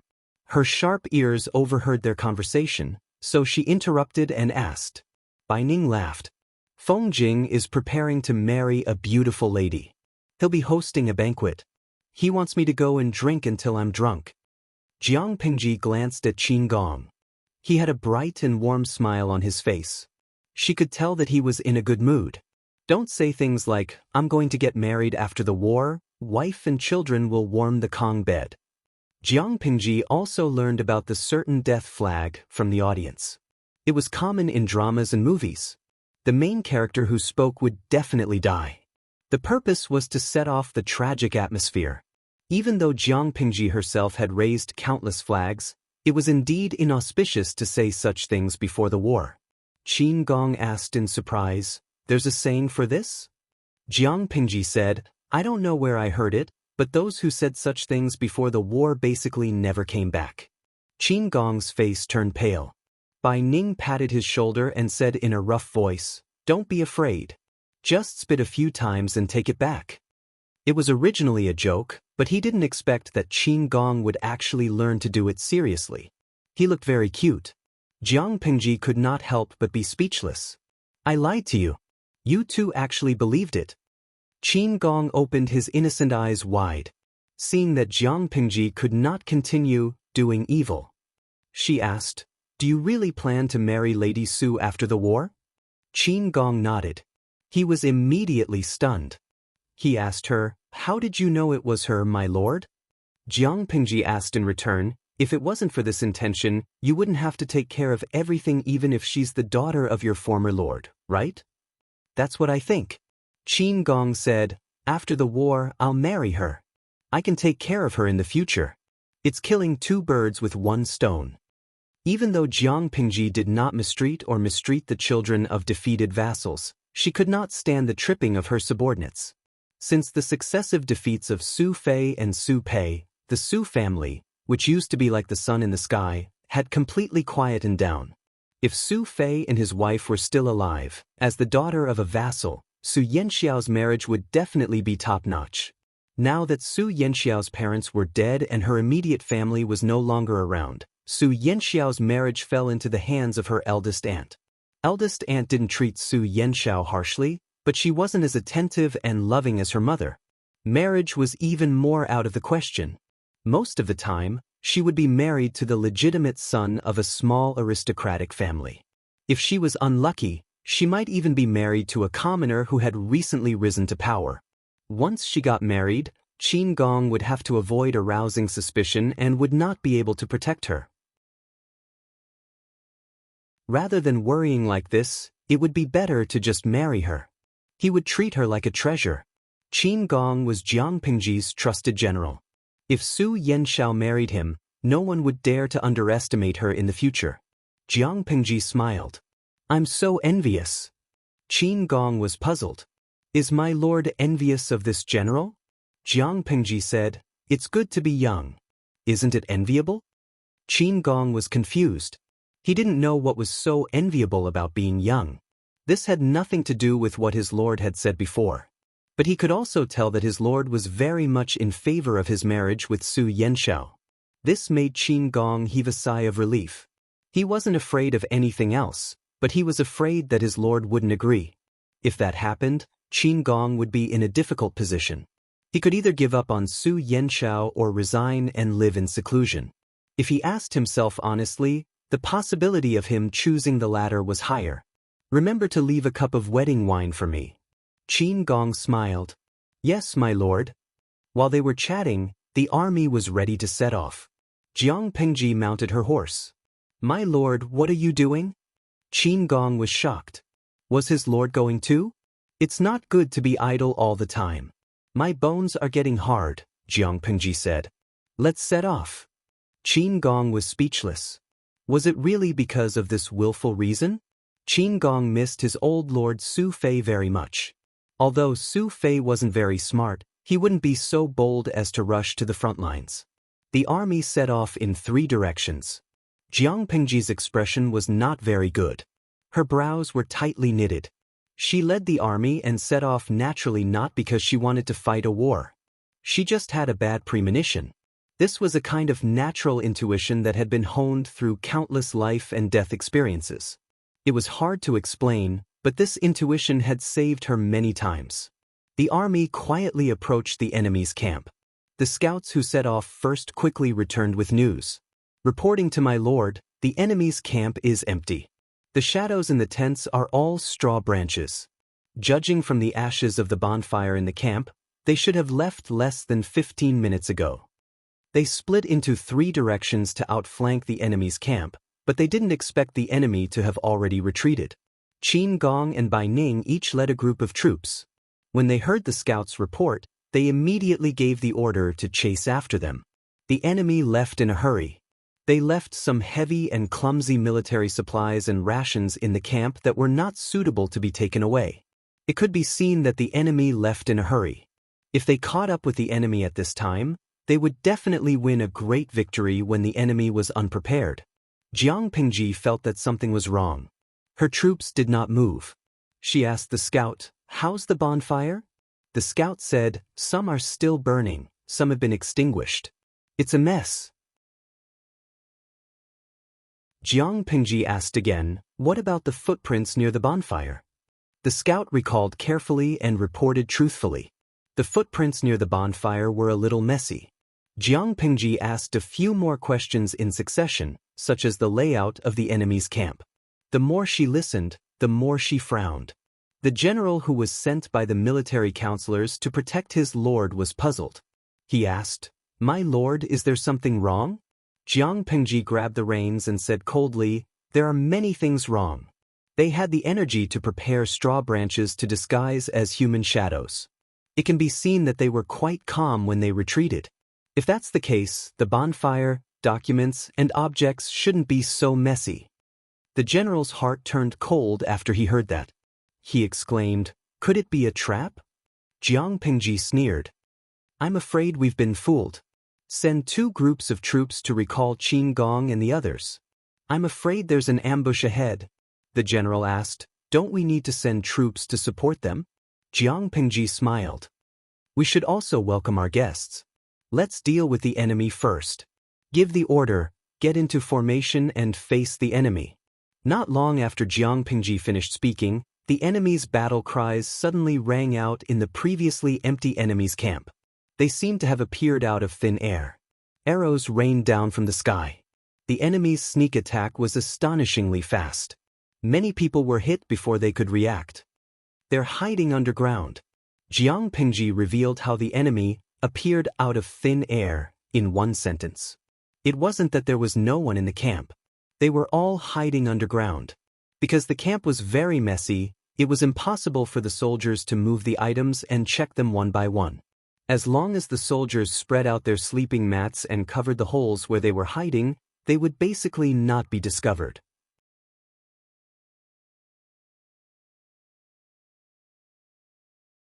Chapter 1529. What are you waiting for? Let's go back. Jiang Pingji pulled out her god-slaying sword. Her eyes were fierce. The deputy general said, "Yes, sir." Jiang Pingji wanted to rush out and kill to her heart's content, but she still needed to command the army to defend against the enemy's sneak attack and seize the opportunity to counterattack. The enemy seized the initiative. As soon as they arrived, they rained arrows and disrupted the army's formation. Under such circumstances, if there was no chief commander to command and dispatch, the casualties would be terrible when the enemy rushed in. Jiang Pingji was reckless, but she never delayed important matters. I wonder how Feng Jing and the others are doing. These troops were indeed elites who had been trained for many years. Jiang Pingji often arranged military exercises and rehearsed all kinds of unexpected situations. Therefore, even though the enemy seized the initiative this time, they reacted after the first wave of arrows. They shrank their formation and adopted a defensive formation. This was the method of minimizing losses. At the same time, it could reflect the true combat quality of an army. At the same time, the scouts sent by Jiang Pingji also desperately chased after Qin Gong and Bai Ning's troops. Unfortunately, it was night and visibility was limited. It took them a lot of effort to find the route of the two troops. They hurriedly chased after them, which wasted a lot of time. By the time they caught up with the two troops, the situation had changed. Bai Ning was cautious by nature. Even if he led the troops to chase after the enemy, he would still consider his surroundings. Therefore he was slower. When the scouts caught up, the army had not yet been ambushed. Bai Ning was also very surprised by the appearance of the scouts. The scouts did not have time to turn over and dismount from their horses. They directly conveyed the order. Retreat. Bai Ning was stunned at first, then he immediately understood something. He immediately ordered the army to turn around and retreat. However, the enemy was secretly watching them. The army's retreat was obvious, so they could not sit still. The originally pitch-black call suddenly lit up with countless orange flames, and countless fire arrows descended from the sky. Bai Ning was shocked, but he still looked calm on the surface. The soldiers also seemed to have taken a tranquilizer. They defended and retreated in an orderly manner at the same time. Was he not panicking? How could it be? He was panicking to death. He never thought that this was a trap set by the enemy. However, Bai Ning knew that as the chief commander, he could not panic. Once he panicked, the army would be like headless flies. They would run around without order and be surrounded and killed by the enemy sooner or later. If Bai Ning's luck was considered good, then Qin Gong's side was quite unlucky. He had completely stepped into the enemy's trap. When the scouts arrived, the scene was already in chaos. The two armies were fighting each other. The light of the fire spread, almost turning this part of the world into daylight. The soldiers' battle cries were sharp and resounding, as if they were about to pierce through one's eardrums. The enemy's sneak attack was quite sudden. Although Qin Gong was not injured, he remembered the time when he followed Yang Si and was blocked by Han Yu in the Longsi Canyon. He couldn't help but laugh bitterly. What kind of lousy luck did he have to be ambushed time and time again? It used to be Han Yu, and now it was Wei Yong. However, they were lucky to have been saved by the Lord last time. Now, they could only rely on themselves and the soldiers around them. If he didn't fight for a way out, he would probably be buried here. At this moment, Qin Gong was still thinking about what his lord had said before he sent out the troops. It's better not to say things like, "I'm going to get married after this battle, so that my wife and children can stay by my side." I don't know where I heard this before, but those who said this before the war basically never came back. Never to return? The enemy had set up this sneak attack with the intention of making them never come back. Qin Gong didn't want to die here. He still had to make contributions and accumulate merits, so that he could go back and marry the eldest lady of the Su family and protect her for the rest of her life. In the distant rear, Su Yenshao suddenly woke up in the middle of the night. The maid who was sleeping outside put on some clothes and came over. "Is the eldest lady going to get up at night?"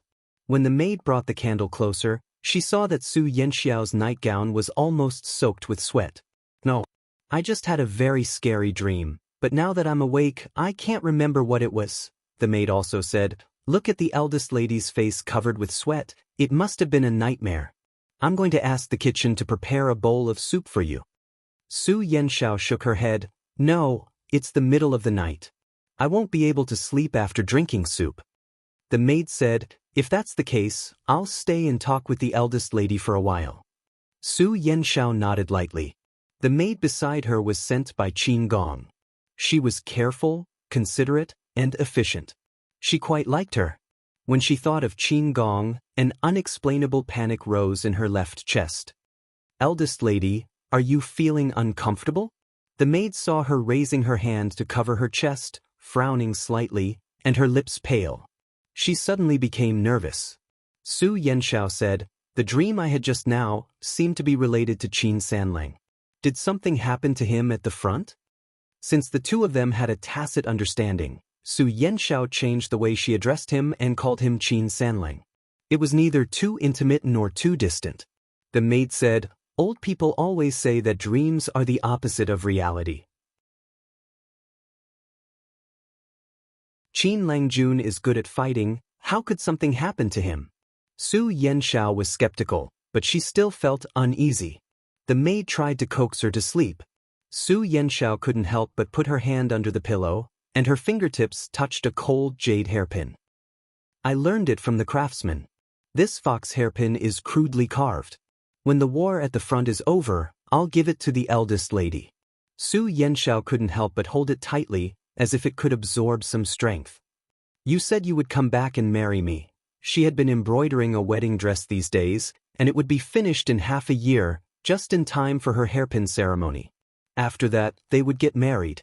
The maid heard her whisper and laughed. Apart from the eldest lady, who else could Qin Langjun have in his heart? Su Yenshao couldn't help but blush, and her flustered mood calmed down a lot. The situation on Qin Gong's side was indeed not that bad. Relying on the valiant fighting quality of the army, even if the enemy's attack was fierce, they could still maintain their formation and not collapse. As the battle dragged on, the situation gradually stabilized. After all, Qin Gong was immortal, and he couldn't be invulnerable. He was seriously injured in the chaos, but he didn't seem to feel it. He commanded the enemy to kill, and seized the opportunity to break out of the encirclement. "We shouldn't continue fighting. Since this is the enemy's trap, the longer we delay, the more disadvantageous it will be for us." Qin Gong was injured, but his mind was very clear. In the face of the enemy's ambush, they could only try to reduce their losses. Of the 36 stratagems, retreat is the best. The deputy general on the side said, "General, do you feel that something is wrong?" Qin Gong covered his arm, and his expression was somewhat fierce. "The number of the enemy's troops is strange. They most likely divided their troops to attack Zhanjiang Pass. Since this was a killing trap set by the enemy, it meant that the previous retreat of the Nye family due to internal strife was fake. The enemy still had more than 200,000 troops. Even if they divided their troops into 3 groups, the number of troops lying in ambush was obviously not that many. It was not difficult to speculate that the enemy was very likely to transfer the remaining troops to attack Zhanjiang Pass. Luring the enemy into the trap, luring the tiger away from the mountain, one was linked to the other, and it was clearly a killing trap. The deputy general said, "General, what should we do?"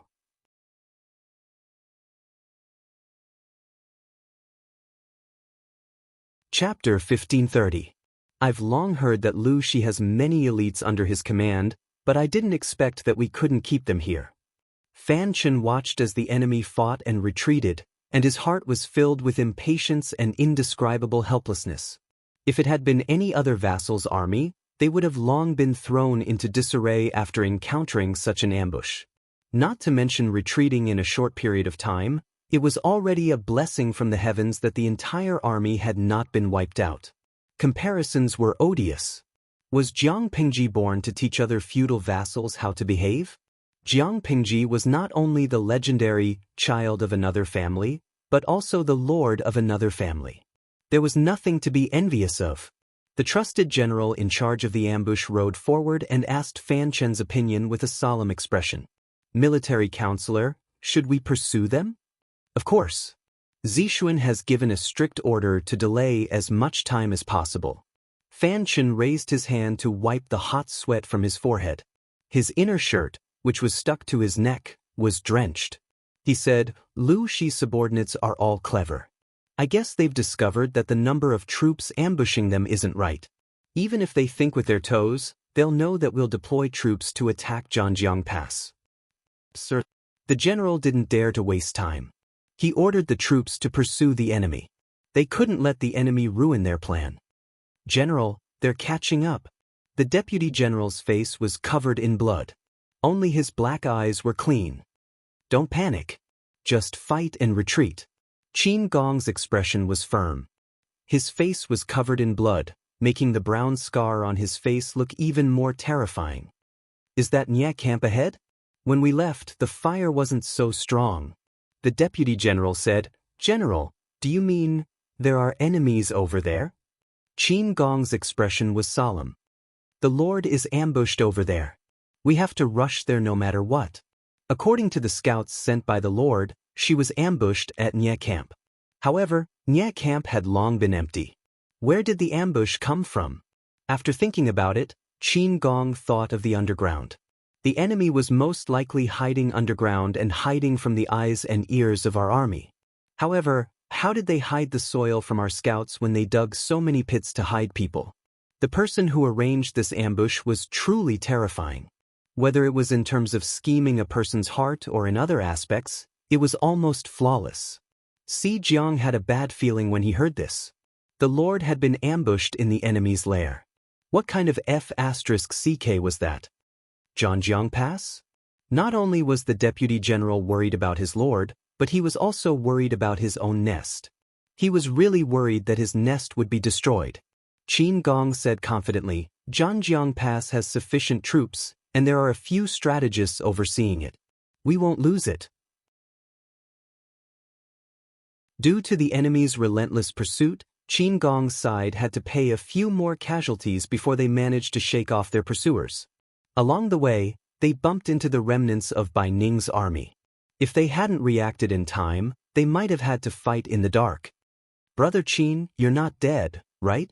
Qin Gong smiled bitterly as he pulled out the arrow from his arm. He took out a piece of cloth and tied it around the wound, temporarily stopping the bleeding. He was in so much pain that his face was pale. He said in a loud voice, I'm not dead. I'm alive and kicking. Bai Ning said, reorganize the troops, turn around, and kill these bugs that are chasing us. Qin Gong panted heavily and said, the Lord has been ambushed. General Bai, it's better not to continue fighting. Bai Ning waved his hand and said casually, that's easy. Brother Qin, take half of the troops to support the Lord. I'll lead some people to delay the pursuers. At that moment, there was no better way. Qin Gong cupped his fists and said, General Bai, take care. No problem. Bai Ning laughed. I didn't get to drink your wedding wine and my precious daughter's wedding wine. When I go to hell, I'll make a scene. Qin Gong ordered half of the troops to support Jiang Pingji. Seeing that he had left, Bai Ning angrily spat out a mouthful of blood and clenched the blood-stained weapon in his hand. The sticky blood had dried up, and some of it was still warm. He shouted in the direction of the enemy. All troops, fall into formation. As soon as he finished speaking, the soldiers on the side raised their horns and blew them to convey the military order. As soon as the military order was given, the soldiers with shields lined up in the first echelon, forming a thick defensive wall on one side. The other hand held a long spear that was more than 10 feet long to block the first enemy that rushed up. The second echelon of soldiers also held long spears and assisted in cleaning up the fish that slipped through the net. The archers were in the third echelon, trying their best to seize the opportunity to cause heavy damage to the enemy. Bai Ning said in a gruff voice, "I'm standing here. No one can get past me." Although Bai Ning was not young, his archery skills were ranked among the best in the army. His specialty was shooting 7 arrows at the same time. He used a 2-stone heavy bow. When he shot an arrow, not only could he poke a hole in a person's head, but he could also skewer the next person. The eyes of the 2 sides were bloodshot. Bai Ning's quiver was out of ammunition, so he picked up his weapon and rushed forward. He killed until his weapon was bent. At the same time, the situation on Jiang Pingji's side was much better than Bai Ning and Qin Gong had imagined. Apart from the unexpected first wave of sneak attacks, they basically did not suffer much in the subsequent confrontations. People could not see the entire battle situation, but Jiang Pingji had a spiritual realm. Within the realm, even flying insects and mosquitoes were under her control, not to mention people. She knew where the army was the weakest, where they needed support, and where the enemy could break through. Under her command, the army calmly withdrew from the enemy's ambush. How could the enemy let go of a fat piece of meat that was already in their mouths? Of course, they would bite like mad dogs. "My lord, the reinforcements are here." Jiang Pingji frowned slightly. What's going on with the reinforcements? It was impossible for reinforcements to come at this time. Jiang Pingji was a very cautious person. Even if she led the army to attack the enemy, she was prepared for a sneak attack on her base. It was better to be safe than sorry.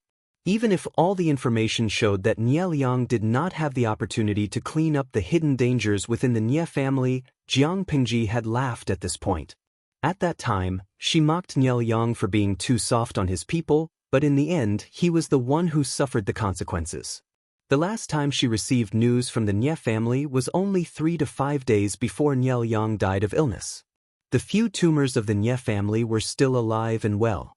According to the time of Nie Liang's death, even if he instructed Wei Yong and the others to clean up the tumors before he died, it was reasonable to say that it was too late. Due to various reasons, Jiang Pingji was skeptical about the 2 speculations of internal strife in the Nie family and Wei Yong's withdrawal of troops. Now that they had encountered an ambush, it proved that the 2 speculations were false. Not only did Wei Yong not withdraw his troops, but it was very likely that he had mobilized his troops to attack Zhanjiang Pass. The ambush was just a ploy to delay the troops. Countless thoughts flashed through Jiang Pingji's mind. The soldier said, "The reinforcements were brought by General Qin." Not long after he finished speaking, Qin Gong, who was covered in blood, had already ridden forward. "My lord, are you all right?" "I'm fine." Jiang Pingji asked, "Did you meet General Bai on the way?"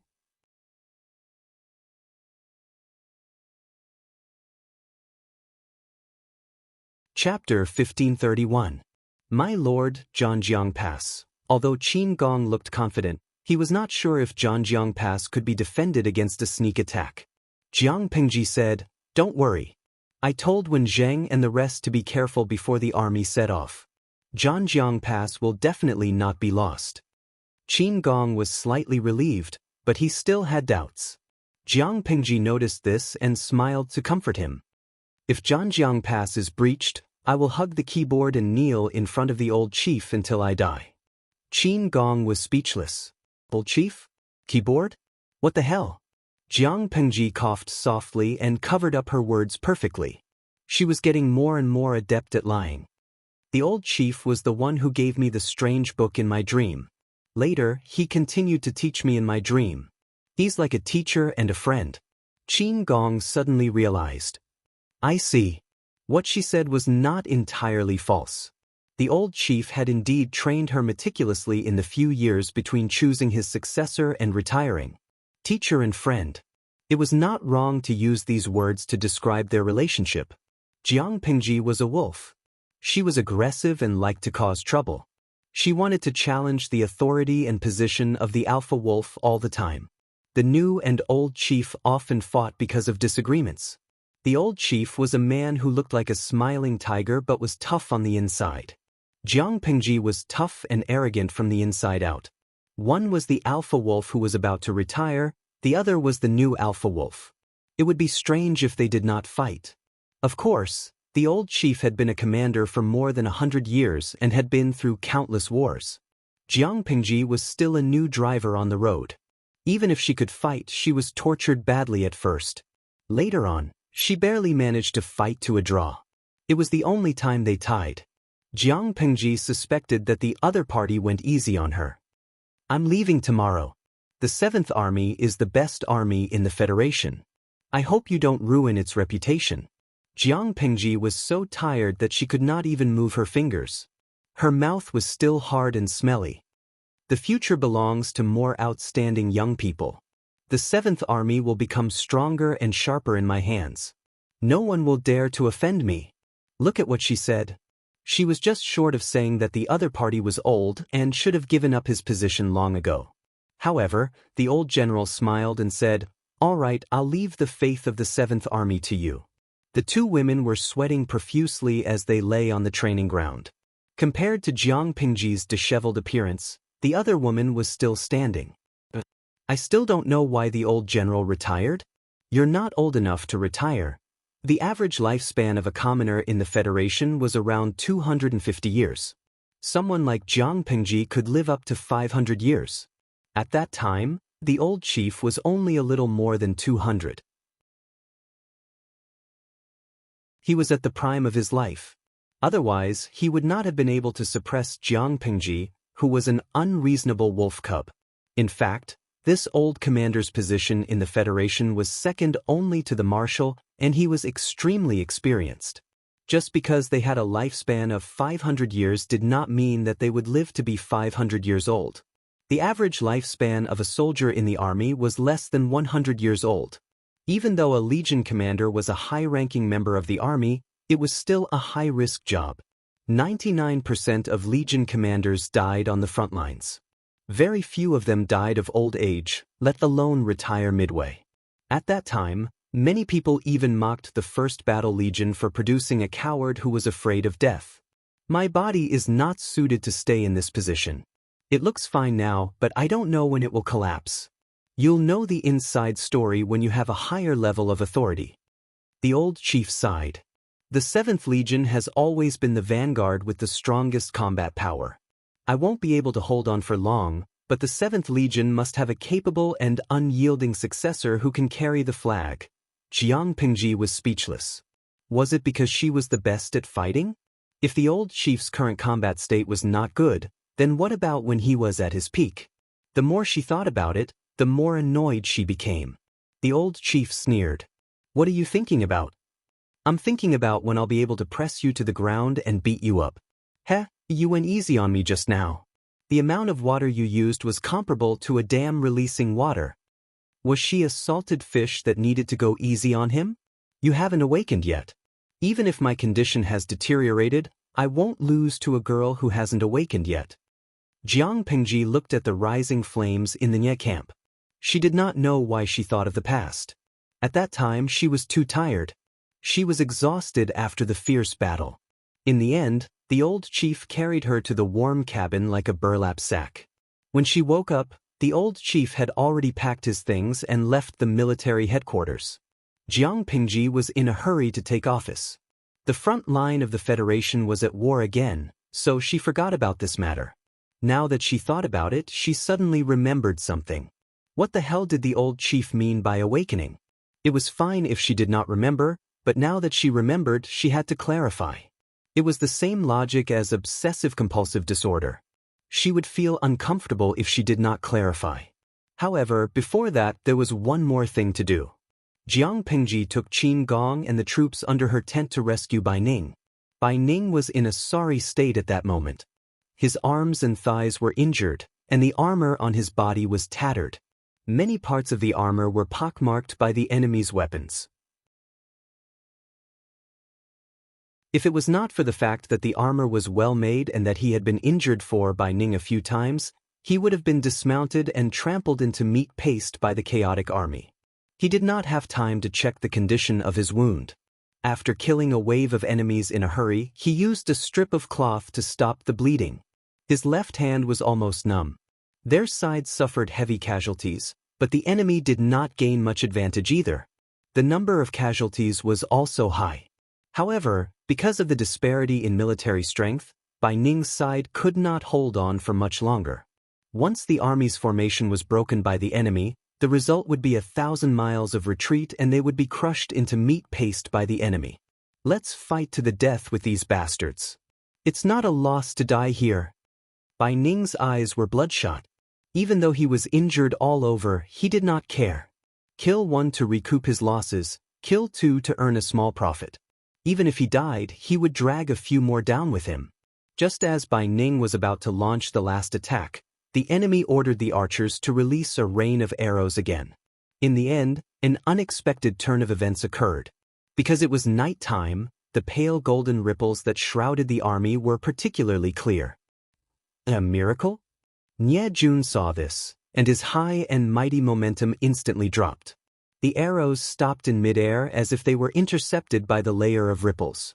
They lost their momentum and fell with a rustle, hitting Bai Ning's head. My lord is here? He had seen this scene before, and he was sure that it was his lord. Is his life more important than yours? Jiang Pengji led the troops over. When she saw Bai Ning's sorry state, she suddenly became angry. Are a bunch of good-for-nothings worth paying with your life? Jiang Pengji reprimanded Bai Ning angrily. Bai Ning was prepared to fight to the death, but now that his lord was here, he did not know what expression to put on. He could only listen to the reprimand obediently. Little did he know that his seemingly majestic lord was also being reprimanded by another person. You Abba, you were ambushed and attacked. Where is your spiritual realm? Jiang Pengji quibbled, I didn't want to cheat too much, so my realm only covered a few feet around me. You Abba, it's obvious that you've been pretending to be a pig to eat a tiger for too long. What's the use of these excuses? The old chief's mouth is quite sharp. You Abba, if you return to the Federation in this state, won't the 7th Army be assimilated into a pig farm? Not using too much ability doesn't mean that you have to be schemed against like real people in ancient times. Jiang Xiaojiu, I've prepared the keyboard for you.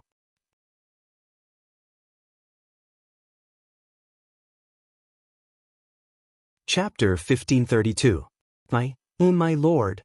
Bai Ning clearly felt that his lord's mood was not right.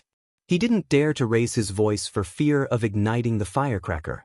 Jiang Pengji gripped the hilt of her sword tightly and sneered, order the soldiers to get into formation and face the enemy. Tonight no one can leave. Bai Ning's body trembled, and his voice was like thunder. Yes, my lord. Ordinary soldiers couldn't feel it, but Qin Gong and Bai Ning, who were near Jiang Pengji, were secretly shocked. Most of the generals who had some achievements in martial arts could feel qi, such as the enemy's murderous aura and the murderous intent in the dark. Their awareness combined with their reflexes, which had been trained for a long time, allowed them to avoid many fatal attacks. The stronger their martial arts, the clearer their perception. There was no doubt that Qin Gong, who became famous at a young age, and Bai Ning, who was experienced and ruthless, belonged to this category. They clearly felt a strong murderous intent emanating from their lord's body. Not only did they feel uncomfortable, but the warhorses around them were also affected. Bai Ning didn't care about the injuries on his body. He was speechless and said, My God, how many people has my lord killed? To cultivate such a murderous aura, it was probably not enough to kill 1,000 people. She probably needed to kill 10,000 people. No matter how many times he tried, Bai Ning couldn't associate his lord, who was usually playful, angry, and talkative, with her decisive killing on the battlefield. It was like he couldn't bear to see Li Hanmei kill people on the battlefield with a gun and go home to pick up a sweater to knit. Jiang Pengji acted as if she didn't hear Bai Ning's complaints. She gave several military orders in a row. The enemies who caught up were shocked when they saw the formation. Some of the generals couldn't help but sneer. Are the troops under Lu Shi's command indulging in fantasy? Isn't that right? Now they're like stray dogs. How can a group of defeated generals and soldiers make a comeback? Some people sneered. Naturally, there were also people who were secretly shocked. Some even had the idea of fighting back. The reinforcements who arrived late didn't see it, but the first batch of soldiers who surrounded Bai Ning saw a miracle again. The sky full of arrows was blocked by a layer of strange golden ripples. The gods had personally participated in the battle. They were just a group of ordinary people. Could they defeat the gods? Thus, one wave of soldiers had high morale, while the other wave had low morale. When the two were compared, the effect was very obvious. No matter how the general scolded them, the group of soldiers did not dare to move forward. Some of them even muttered things like, "God is coming," and "God will curse us to death." Their legs were trembling and their hands were weak. They were so scared that they pushed back. Seeing this, the general could only attack angrily. He chopped off the heads of 3 or 4 deserters, intimidating the group of soldiers in an instant. Whoever dares to take a step back will end up like this. The soldiers at the front were still dealing with the enemy, but these cowards actually wanted to desert. It was better for them to die so as not to affect the morale of the army. The soldier cried, "It's not that we want to escape. It's obviously that God is here. God is here. Arrows can't hurt them." The general sneered, "Can't injure him?" Spouting nonsense and disturbing the morale of the army, this is a crime worthy of death. After saying that, the general cut off the soldier's head.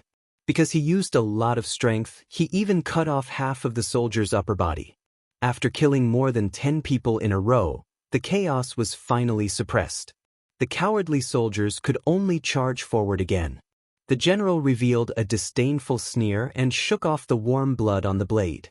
What can't hurt them? If they had this ability, what happened to those enemy soldiers who died tragically because of their sneak attack? The two armies fought fiercely and both sides suffered casualties. Didn't they see that the enemy not only had the corpses of their own soldiers, but also the corpses of the enemy soldiers? It's just a cheap trick to shake the morale of the army. What happened at the front line? Fanchon came late and did not see the miracle. He only saw some of the soldiers being afraid to fight and disrupting the army formation, so he sent people out to suppress them. The general cupped his fists and reported, "It's just the enemy deliberately mystifying things, using some miracle to scare people." Fanchon raised his eyebrows. "Miracle? What miracle?" The general roughly explained the process. Fanchon frowned after listening.